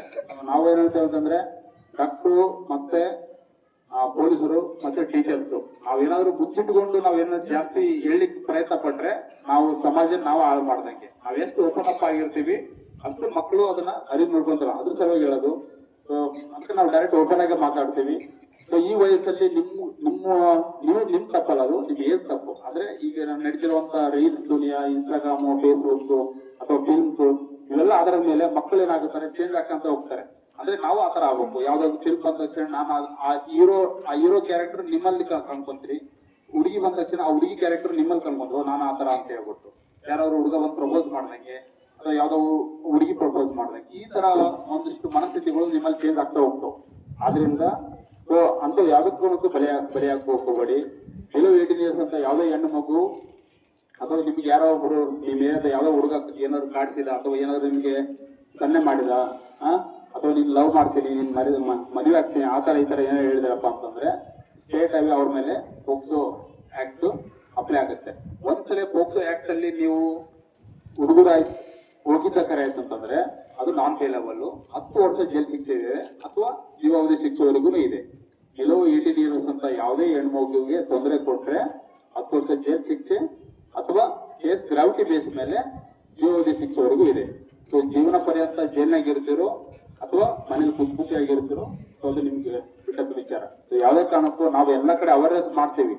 ಪ್ರತಿ ವರ್ಷನೂ ನಮ್ಮ PU ಕಾಲೇಜ್ ಸ್ಟೂಡೆಂಟ್ಸ್ಗೆ ಅಥವಾ 10th ಮಕ್ಕಳಿಗೆ ನಾವು ಪ್ರತಿ ಸಲ ಬೇರೆ ಬೇರೆ ಸ್ಕೂಲ್ಗೆ ಹೋಗಿ ಹೇಳ್ತಿರ್ತೀನಿ. ಆದ್ರೂ ನಮ್ಮಲ್ಲಿ ಕುರುಗೂಡ ಸಿಟಿ ಒಳಗಡೆನೆ ವರ್ಷಕ್ಕೆ 15-20 ಪೋಕ್ಸೋ ಕೇಸ್ ರಿಜಿಸ್ಟರ್ ಆಗ್ತಾವೆ, 15 to 20 ಕೇಸಸ್ ಅಂತಂದ್ರೆ. ಸೊ ನಿಮ್ಮಲ್ಲಿ ಒಬ್ಬರಾಗ್ಬೋದು, ಹುಡುಗರಲ್ಲೂ ಒಬ್ಬರಾಗ್ಬೋದು. ಒಂದು ಸ್ಕೂಲ್ ವಾತಾವರಣ ತಗೊಂಡ್ರೆ ಬಟ್ ನಮ್ದು ಈಗ ಈ ಸ್ಕೂಲ್ ವಾತಾವರಣ ಅದು ಚೆನ್ನಾಗಿದೆ. ಸೊ ಯಾವ್ದೇ ಕಾರಣಕ್ಕೂ ಒಂದು ಯಾವ್ದು ತಪ್ಪು ಮಾಡಂಗಿಲ್ಲ, ಯಾಕಂದ್ರೆ ನಿಮ್ಮೆಲ್ಲ ಟೀಚರ್ಸ್ ನಿಮ್ ಕ್ಲೋಸ್ ಆಗಿ ಮಾನಿಟರಿಂಗ್ ಮಾಡ್ತಿರ್ತಾರೆ. ಸೊ ಅದರಿಂದ ಒಂದು ವಿಚಾರ. ಆಮೇಲೆ ನೀವು ಡಿಗ್ರಿ ಮುಗಿದ ತಕ್ಷಣ ಈಗೇನಾಗತ್ತೆ, ಒಂದ್ಸಲ ಬುಕ್ಸ್ ಕೇಸ್ ರಿಜಿಸ್ಟರ್ ಆಯ್ತು ಅಂತಂದ್ರೆ ಸೊ ನಿಮ್ ಏರಿಯಾಗ ನಿಮ್ಮ ಊರು ಒಳಗಡೆ ಎಲ್ಲ ಗೊತ್ತಾಗತ್ತೆ. ಅವಾಗ ಏನ್ ಮಾಡ್ತಾರೆ, ನಮ್ಮ ಮನೆ ಯಾಕಂದ್ರೆ ತಪ್ಪುನ ನಾವು ಮಾಡೇ ತಿದ್ಕೋಬೇಕಂತೇನಿಲ್ಲ, ಮನೆ ಪಕ್ಕದವ್ರು ಮಾಡಿದ್ರು ಅದನ್ನ ನೋಡಿನೂ ನಾವು ತಿದ್ಕೋಬಹುದು. ಅವಾಗ ಏನಾಗುತ್ತೆ, ನಿಮ್ ತಂದೆ ತಾಯಿ ತಿದ್ಕೊಳಕ್ ಸ್ಟಾರ್ಟ್ ಮಾಡ್ತಾರೆ ಏನಂತ, ಸೊ ನಮ್ಮ ಹೆಣ್ಮಗುನ ಸೊ ಇಂಥರ ಮಗಳು ಈಗ ಹೋಗ್ಬಿಟ್ಟಾಳ ಅಂತ ಆಲ್ರೆಡಿ ಇವ್ರಿಗೆ ಆಲ್ರೆಡಿ ಕೇಸ್ ರಿಜಿಸ್ಟರ್ ಆಗಿದೆ, ಈ ವಯಸ್ಸಿಗೆ ಕೋರ್ಟ್ ಮೆಟ್ಲ್ ಇರಿದಾಳೆ ಆ ಹುಡುಗಿ. ಸೊ ನಮ್ಮ ಮಗಳಿಗೂ ನಾವು ಸ್ಕೂಲಿಗೆ ಕಳ್ಸೋದ್ ಬೇಡ, ಸೊ ನಾವು ಮದುವೆ ಮಾಡಿಸ್ಬಿಡೋಣ ಅಂತ ಹೇಳ್ಬಿಟ್ಟು ಒಂದು 18 ವರ್ಷದ ಕೆಳಗಡೆನೆ ಆ ಹುಡುಗಿ ಮದುವೆ ಮಾಡೋ ಪ್ರಯತ್ನ ಮಾಡ್ತಾರೆ. ಸೊ ಅದು ಚೈಲ್ಡ್ ಮ್ಯಾರೇಜ್ ಬರುತ್ತೆ. ಅಂಥವು ಏನಾದ್ರು ಕಂಡು ಬಂತು ಅಂತಂದ್ರೆ ಸೊ ಅದು ಲೀಗಲ್ ಅಫೆನ್ಸ್ ಇದೆ. ಸೊ ನಿಮ್ಗೆ ಏನಾದ್ರು ಮಕ್ಕಳ ಸಹಾಯವಾಣಿ ನಂಬರ್ ಇದೆ 1098, ಸೊ ಆ ನಂಬರಿಗೆ ಕಾಲ್ ಮಾಡಿದ್ರೆ ಸೊ ನಂಬರ್ ಒಂದು ರಕ್ಷಣಾ ತಂಡ ಇದೆ. ಸೊ ಮಹಿಳಾ ಮತ್ತು ಮಕ್ಕಳ ಕಲ್ಯಾಣ ಇಲಾಖೆಯವರು ಇದ್ದಾರೆ, CWC ಇದೆ. ಸೊ ಅವರೆಲ್ಲ ಬಂದು ಸೇವ್ ಮಾಡ್ತಾರೆ. ಸೊ ಕೆಲವರು ಏನಂತಂದ್ರೆ ಮನೆ ಪರಿಸ್ಥಿತಿ ಸರಿಯಿಲ್ಲ ಅಂತ ಹೇಳ್ಬಿಟ್ಟು ಚೈಲ್ಡ್ ಲೇಬರ್ ಕೆಲಸಕ್ಕೆ ಹೋಗ್ತಾರೆ. ಅಪ್ಪ ಅಮ್ಮನ ಜೊತೆ ಹೋಗೋದ್ರಿಂದ ಸೊ ಅವ್ರ ಜೊತೆ ಹೋಗಿ ಕೆಲಸ ಮಾಡೋದ್ರಿಂದ ಯಾವ್ದೇ ಕಾರಣಕ್ಕೂ ಅದು ಅಫೆನ್ಸ್ ಆಗೋದಿಲ್ಲ. ಬಟ್ ನೀವು ಇನ್ನೊಬ್ಬರ ಅಂಡರ್ ಕೆಲಸ ಮಾಡೋರಂತ ಇದ್ರೆ ಸೊ ಅದು ಅಫೆನ್ಸ್ ಆಗುತ್ತೆ, ಅದು ಚೈಲ್ಡ್ ಲೇಬರ್ ಅಲ್ಲಿ ಬರುತ್ತೆ. ಆದ್ರಿಂದ ಸೊ ನೀವು ಗಮನ ಇಟ್ಕೊಳ್ಳಿ. ಸೊ ಯಾವುದೇ ಕಾರಣಕ್ಕೂ ಚೈಲ್ಡ್ ಮ್ಯಾರೇಜ್ ಅಥವಾ ಚೈಲ್ಡ್ ಲೇಬರ್ದು ಅಂತವೇನೋ ಪ್ರಕರಣ ಕಂಡು ಬಂದ್ರೆ ನಿಮ್ಗೆ ಇಮಿಡಿಯೇಟ್ ನಿಮ್ ಟೀಚರ್ಸ್ ಸೇರಿಸಿ ಅಥವಾ ಮಕ್ಕಳ ಸಹಾಯವಾಣಿ ನಂಬರ್ ಇದೆ ಅದಕ್ಕೆ ಮಾತಾಡಿ. ಸೊ ಮಾತಾಡಿದಾಗ ರೆಸ್ಕ್ಯೂ ಮಾಡ್ಬೋದು. ಯಾಕಂದ್ರೆ ನಿಮ್ ಜೊತೆ ನಿಮ್ ತರಾನೇ ಆಡಿ ಕಲಿತು ಬೆಳಿಬೇಕಾದಂತ ಒಂದು ಹೆಣ್ಮಗು ಆಗಿರ್ಬೋದು ಅಥವಾ ಚೈಲ್ಡ್ ಲೇಬರ್ ಆಗಿ ಒಬ್ಬ ಬಾಲಕ ಆಗಿರ್ಬೋದು, ನಿಮ್ ಜೊತೆ ಇರ್ಬೇಕಾದಂತ ಹುಡುಗ ಸೊ ಒಂದು ಯಾವ್ದೋ ಒಂದು ಇದಕ್ಕೆ ಉಳಕ್ ಹೊರಟ ಅಂತಂದ್ರೆ ಅದನ್ನ ತಪ್ಪಿಸ್ಬೇಕಾದ ಕೆಲಸ ಸೊ ನಮ್ದು ನಿಮ್ದೆಲ್ಲರದು ಇರುತ್ತೆ. ನಾವೆಲ್ಲರೂ ಅದಕ್ಕೆ ಕೈ ಜೋಡಿಸ್ಬೇಕು. ಅದೇ ರೀತಿಯಾಗಿ ಇತ್ತೀಚೆಗೆ ಸುಮಾರು ಸೈಬರ್ ಅಫೆನ್ಸ್ಗಳು ವರದಿ ಆಗ್ತಾ ಇದಾವೆ. ಸೈಬರ್ ಅಫೆನ್ಸ್ ಅಂದ್ರೆ ಗೊತ್ತಾ, ಮೊಬೈಲ್ ಮೂಲಕ ನಮ್ಮ ಅಕೌಂಟಲ್ಲಿ ದುಡ್ಡು ಡ್ರಾ ಮಾಡ್ಕೊಳೋದು ಅಥವಾ ನಮ್ಮ ಫೋಟೋ ಎಡಿಟ್ ಮಾಡ್ಬಿಟ್ಟು ಟೆಕ್ನಾಲಜಿ ಬಂದರಿಂದ ಅಥವಾ ಇಂಥ ಬೇರೆ ಬೇರೆ ಟೆಕ್ನಾಲಜಿ ಮುಖಾಂತರ ಫೋಟೋ ಎಡಿಟಿಂಗ್ ಮಾಡುವಂತ ಕೆಲಸಗಳು ಬಹಳಷ್ಟು ಬರ್ತಾ ಇದಾವೆ. ಸೊ ನಿಮ್ ಮೊಬೈಲ್ ಅಲ್ಲಿ ವಾಟ್ಸ್ಆಪ್ ಯೂಸ್ ಮಾಡ್ತೀರಿ, ಯಾವ್ದೊಂದು ಅನ್ನೋನ್ ಲಿಂಕ್ ಬರುತ್ತೆ, ಆ ಲಿಂಕ್ ಕ್ಲಿಕ್ ಮಾಡಿದ ತಕ್ಷಣ ನಿಮ್ ಕಂಪ್ಲೀಟ್ ಮೊಬೈಲ್ ಅವ್ರಿಗೆ ಹ್ಯಾಂಡ್ ಓವರ್ ಆಗುತ್ತೆ. ಅಂತಂದ್ರೆ ನಿಮ್ಮಲ್ಲಿರುವಂತಹ contacts, WhatsApp details, PhonePe details ಎಲ್ಲರನ್ನು ಆ ಹ್ಯಾಕರ್ ಅದನ್ನ ಯೂಸ್ ಮಾಡ್ಲಿಕ್ಕೆ ಸ್ಟಾರ್ಟ್ ಮಾಡ್ತಾನೆ. ಸೊ ಆದ್ರಿಂದ ಯಾವುದೇ ಅನ್ನೋನ್ ಲಿಂಕ್ಸ್ ಏನ್ ಬರ್ತಾವಲ್ಲ ಅದು ಯಾವುದೇ ಕಾರಣಕ್ಕೂ ಕ್ಲಿಕ್ ಮಾಡಕ್ ಹೋಗ್ಬೇಡಿ. ಯಾವುದೇ ಒಬ್ಬ ಬ್ಯಾಂಕ್ ಎಂಪ್ಲಾಯೀಸ್ ನಮ್ OTP ಕೊಡಿ ಅದು ಕೊಡಿ ಅಂತ ಹೇಳ್ಬಿಟ್ಟು ಯಾವ್ದು ಕೇಳಲಿಕ್ಕೆ ಹೋಗೋದಿಲ್ಲ. ಸೊ ನೀವಷ್ಟೇ, ಯಾಕಂದ್ರೆ ನೀವು ಜಾಸ್ತಿ ಫೋನ್ ಪೇ ಯಾರು ಯೂಸ್ ಮಾಡ್ತಿರಂಗಿಲ್ಲ, ಬಟ್ ನಿಮ್ ಪೇರೆಂಟ್ಸ್ ಯೂಸ್ ಮಾಡ್ತಿರ್ತಾರೆ. ನೀವು ನಿಮ್ ಮನೆಗೆ ಹೋಗ್ಬಿಟ್ಟು ನಿಮ್ ತಂದೆ ತಾಯಿಗೆ ನೋಡಮ್ಮ, ನಿಮ್ಮ ಅಪ್ಪಗಾಯ್ತು ನಿಮ್ಮ ಅಮ್ಮಗಾಯ್ತು ಅಥವಾ ನಿಮ್ಮ ಅಕ್ಕ ಅಣ್ಣದ್ರಿಗೆ ನೋಡಿ ಈ ತರ ಅನ್ನೋನ್ ಲಿಂಕ್ಸ್ ಬರ್ತಾವಂತೆ, ಯಾರಾದ್ರೂ OTP ಕೇಳಿದ್ರೆ OTP ಹೇಳಕ್ ಹೋಗ್ಬೇಡಿ ಅಥವಾ ಆತರ ಈ ತರ ನಿಮ್ ಮೆಸೇಜ್ ಕೊಟ್ರೆ ಓ ನಮ್ಮ ಮಗ ಶಾಣೆ ಆಗ್ಯಾನ, ಸೊ ನಮ್ಮ ಮಗ ಒಳ್ಳೆ ಏನೋ ನಾಲೆಜ್ ಪರ್ಸನ್ ಆಗ್ಯಾನ ಅಂತ ಹೇಳ್ಬಿಟ್ಟು ಅವ್ರು ಖುಷಿ ಪಡ್ತಾರೆ. ಆದ್ರಿಂದ ಸೈಬರ್ ರಿಲೇಟೆಡ್ ಅಫೆನ್ಸ್ ಬಗ್ಗೆ ಬಹಳಷ್ಟು ಕೇರ್ಫುಲ್ ಆಗಿರಿ. ಸೊ ಇತ್ತೀಚೆಗೆ ಒಂದು ನಾವು ಎಮ್ಮಿನೂರು ತಗೊಂಡ್ರೆ, ನಮ್ದು ಬಹಳ ದೂರ ಇಲ್ಲ, ಇಲ್ಲ ಎಮ್ಮಿನೂರು ವಿಲೇಜ್ ಅಂತ ತಗೊಂಡ್ರೆ ಅವ್ರು ಯಾವ್ದೋ ಒಂದು ಫೋಟೋ ಕ್ಲಿಕ್ ಮಾಡ್ತಾನೆ, ಅವನು ವಾಟ್ಸಪ್ ಅಲ್ಲಿ ಇರುವಂತ ಫೋಟೋ DP-ನ ಒಂದು ನ್ಯೂಡ್ ಫೋಟೋ ಆಗಿ ಎಡಿಟ್ ಮಾಡಿಬಿಟ್ಟು ಅವನಿಗೆ ಒಳ್ಳೆ ಹಾಕಿ ಅಥವಾ ಅವ್ನ ಫ್ರೆಂಡ್ಸ್ಗೆಲ್ಲ ಶೇರ್ ಮಾಡಿ ಅವ್ರ ಫ್ಯಾಮಿಲಿಗೆಲ್ಲ ಶೇರ್ ಮಾಡಿ ಅವ್ನ ಕಡೆಯಿಂದ ಲಕ್ಷಗಟ್ಟಲೆ ದುಡ್ಡು ವಸೂಲಿ ಮಾಡ್ಕೊಂತಾರೆ. ಬಟ್ ಅವ್ರು ಏನ್ ಗೊತ್ತಾ, ಸೊ ಒಂದ್ ತಿಳ್ಕೊಂಡ್ಬಿಡಿ, ಅವ್ರು ಯಾರು ಮಾಡೋ ಅಫೆನ್ಸ್ ಯಾವ್ದೋ ನಾರ್ಮಲ್ ಫೋನ್ ಕಾಲ್ ಯೂಸ್ ಮಾಡಲ್ಲ, ಇಂಟರ್ನೆಟ್ ಕಾಲ್ ಮುಖಾಂತರ ಯೂಸ್ ಮಾಡ್ತಾರೆ. ಸೊ ನಮ್ಗೆ ಅವ್ರ ಅಡ್ರೆಸ್ ಗೊತ್ತಾಗೋದಿಲ್ಲ, ಅವ್ರ ಲೊಕೇಶನ್ ಗೊತ್ತಾಗೋದಿಲ್ಲ. ಸೊ ಗೊತ್ತಾಗಿ ನಾವು ತಿಳ್ಕೊಂಡು ಹೋಗೋಷ್ಟರಲ್ಲಿ ಅವನೇನ್ ಮಾಡಿರ್ತಾನೆ ಮತ್ತೆ ಲೊಕೇಶನ್ ಚೇಂಜ್ ಮಾಡಿರ್ತಾರೆ.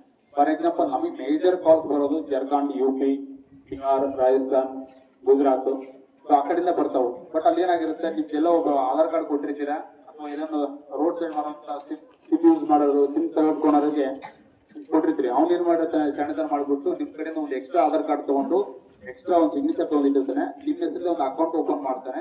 ನಿಮ್ಗೆ ಗೊತ್ತಿಲ್ಲ ನನಗೆ ಒಂದು ಅಕೌಂಟ್ ರನ್ ಆಗ್ತಿರುತ್ತೆ, ಅಕೌಂಟ್ ಅಲ್ಲಿ ಲ್ಯಾಕ್ಸ್ ಕ್ರೋಸ್ ಟುಗೆದರ್ ಅಮೌಂಟ್ ಬೀಳ್ತಾನೆ ಇರುತ್ತೆ. ಬರೀ ನೀವು ಒಂದು ಸರ್ವೆ ಪ್ರಕಾರ ನಮ್ಮ ಡಿಸ್ಟಿಕ್ ಅಲ್ಲಿ ಲಾಸ್ಟ್ ಅಂದ್ರೆ ಈ ವರ್ಷ 2025ರಲ್ಲಿ ಮೋರ್ ದೆನ್ 18 CR ಅಂದ್ರೆ 18 ಕೋಟಿ ಅಮೌಂಟ್ ಫ್ರಾಡ್ ಆಗಿದೆ. 18 ಕೋಟಿ ಲಿಂಕ್ ಮಾಡಿ ಓನ್ಲಿ ನಮ್ಮ ಬಳ್ಳಾರಿ ಡಿಸ್ಟಿಕ್ ಮಾತ್ರ ಮಾತಾಡ್ತಿರೋದು. ಇವ್ರು ನಮ್ಮ ಸ್ಟೇಷನ್ ತಗೊಂಡ್ರೆ ಮೋರ್ ದೆನ್ 1.5 to 2 CR ವರೆಗೂ ನಮ್ಮ ಸ್ಟೇಷನ್ ಇದೆ. ಗೊತ್ತಿರ್ಬೋದು ನಮ್ಗೆ ಏನಂತಂದ್ರೆ ಕುರುಗೋಡಲ್ಲಿ ಯಾರು ಸರ್ ಸೈಬರ್ ಅಫೆನ್ಸ್ 2 ಕೋಟಿ ಅಮೌಂಟ್ ನ ನಮ್ಮ ಸುತ್ತಮುತ್ತ ಹಳ್ಳಿಯವರು ಕಳ್ಕೊಂಡಿದ್ದಾರೆ. 2 ಕೋಟಿ. ಡಿಸ್ಟಿಕ್ ಮಾತಾಡಿದ್ರೆ 18 ಕೋಟಿ, ಇನ್ನೊಂದು ಸ್ಟೇಟ್ ಮಾತಾಡಿದ್ರೆ 100 to 200 CR ಇರುತ್ತೆ.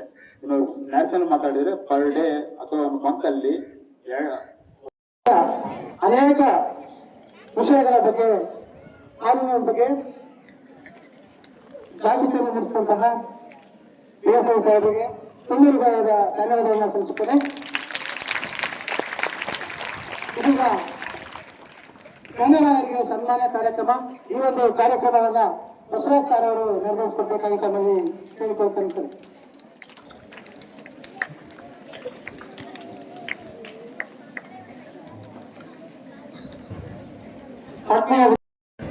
ಪಾಲಕರ ಪ್ರೋಟೋಕಾಲ್ ಪಂದ್ಯಾವಳಿಯಲ್ಲಿ ನಮ್ಮ ಶಾಲೆಯ ವಿದ್ಯಾರ್ಥಿಗಳು ಪ್ರಥಮ ಸ್ಥಾನವನ್ನು ಪಡೆದು ತಾಲೂಕು ಮಟ್ಟಕ್ಕೆ ಆಯ್ಕೆಯಾಗಿರ್ತಾರೆ. ಪ್ರೋಟೋಕಾಲ್ ನಾಯಕ ಅರ್ಜುನ್ ಹಾಗೂ ಎಲ್ಲಾ ತಂಡದ ಸದಸ್ಯರು ವೇದಿಕೆಗೆ ಆಗಮಿಸಬೇಕಾಗಿ ತಮ್ಮಲ್ಲಿ ಕೇಳಿಕೊಳ್ತೇನೆ.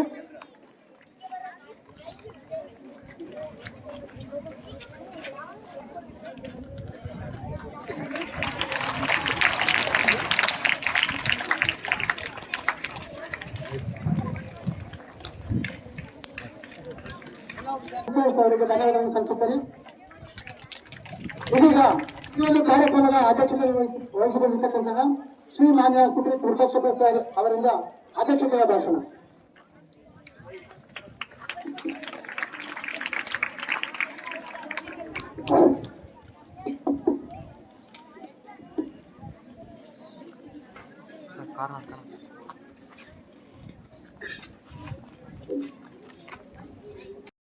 ಆಗಮಿಸಿ ಉದ್ಘಾಟನೆಯನ್ನು ಮಾಡಿ ಕಾನೂನು ಅರಿವನ್ನು ಮೂಡಿಸಿರ್ತಕ್ಕಂಥ ಇಬ್ಬರು ಮಹಾನೀಯರಿಗೆ ಈಗ ಸನ್ಮಾನಿಸುವಂತಹ ಸುಸಂದರ್ಭ.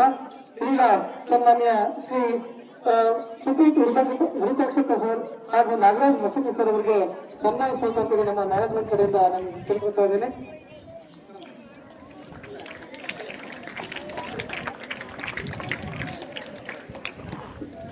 ಇದನ್ನು ಸುಂದರ ಕಾರ್ಯಕ್ರಮಕ್ಕೆ ಆಗಮಿಸಿ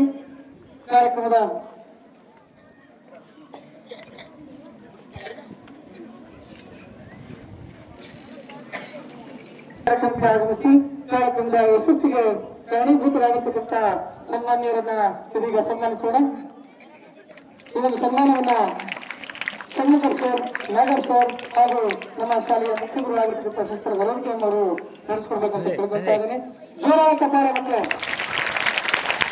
ಜೋರಾದ ಕಪಾರೆ.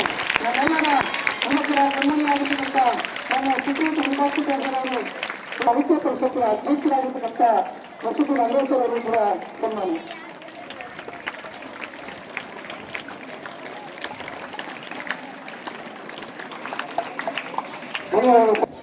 ಕುರುಗೋಡು ಕ್ಲಸ್ಟರ್ ಹಾಗೂ ವಲಯ ಮಟ್ಟದಲ್ಲಿ ನಮ್ಮ ಶಾಲೆಯ 12 ವಿದ್ಯಾರ್ಥಿಗಳು ಪ್ರಥಮ ಮತ್ತು ದ್ವಿತೀಯ ಬಹುಮಾನವನ್ನು ಪಡೆದುಕೊಂಡು ಹಾಗೆ ಒಂದು ಗುಂಪು ಆಟದಲ್ಲಿ ದ್ವಿತೀಯ ಮತ್ತು ಪ್ರಥಮ ಬಹುಮಾನವನ್ನು ಪಡೆದುಕೊಂಡು ಈ ಒಂದು ತಾಲೂಕು ಮಟ್ಟಕ್ಕೆ ಆಯ್ಕೆ ಆಗಿರ್ತಕ್ಕಂಥದ್ದು ಒಂದು ಸುಧಾರಣ ಅಂತೇಳಿ ಹೇಳ್ಬೋದು.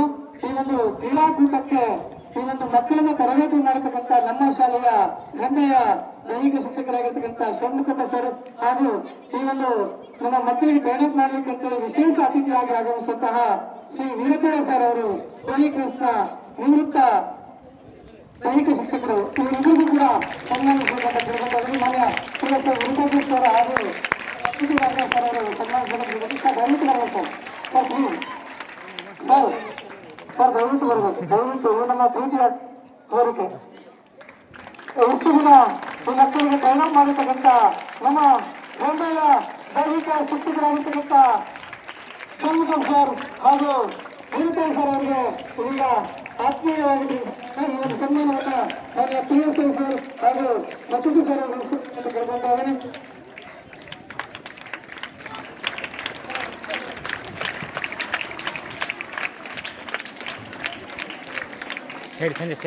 ಹಾಗೆ ಇದೊಂದು ಬಹುಮಾನವನ್ನು ನಮ್ಮ ಶಾಲೆಯ ಮುಖ್ಯ ಗುರುಗಳು ಕೊಡುತ್ತಾರೆ.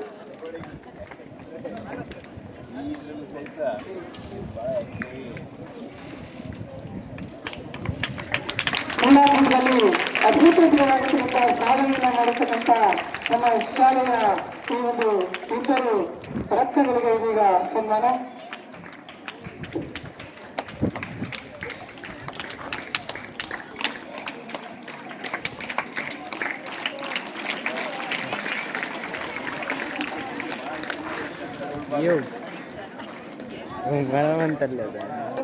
ತಂಡ ಅಂತ ಹೇಳಿ ಈ ಒಂದು ವಲಯ ಮಟ್ಟದ ವತಿಯಿಂದ ಶಾಲೆಗೆ ಒಂದು ಮೆಡಲನ್ನ ಹಾಗೂ ಒಂದು ಶೀಲನ ಕೊಡಲಾಗಿದೆ.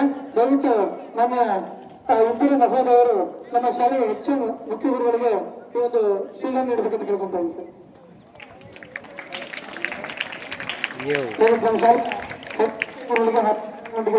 ಈ ಒಂದು ಶೀಲ ನೀಡಬೇಕಂತ ಕೇಳ್ಕೊಂತ ಇದ್ದೀನಿ.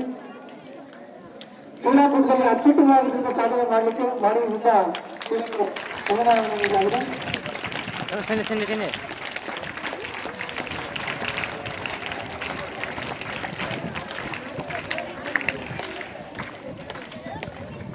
ಇಲ್ಲಿವರೆಗೂ ಈ ಒಂದು ಕುವೆಂಪು ಕನ್ನಡ ಸಾಹಿತ್ಯ ಸಂಘ ಈ ಒಂದು ಕಾರ್ಯಕ್ರಮವನ್ನು ಉದ್ಘಾಟಿಸಿ ಹಾಗೂ ಅಷ್ಟೊತ್ತು ನಿಮ್ಮೆಲ್ಲರನ್ನ ಕುರಿತು ಮಾತನಾಡತಕ್ಕಂಥ ಎಲ್ಲ ಅತಿಥಿ ಮಹೋದಯರಿಗೆ ಹೃತ್ಪೂರ್ವಕವಾಗಿ ಧನ್ಯವಾದಗಳನ್ನ ಅರ್ಪಿಸ್ತಾ ಈ ಒಂದು ಕಾರ್ಯಕ್ರಮಕ್ಕೆ ಕರೆಯನ್ನು ಎಳೆಯಲಾಗ್ತಾ ಇದೆ. ಮುಂದಿನ ಕಾರ್ಯಕ್ರಮ ಆಫ್ಟರ್ ಬ್ರೇಕ್ ಆದ್ಮೇಲೆ ರಂಗೋಲಿ ಸ್ಪರ್ಧೆಯನ್ನ ಪ್ರಾರಂಭಿಸೋಣ.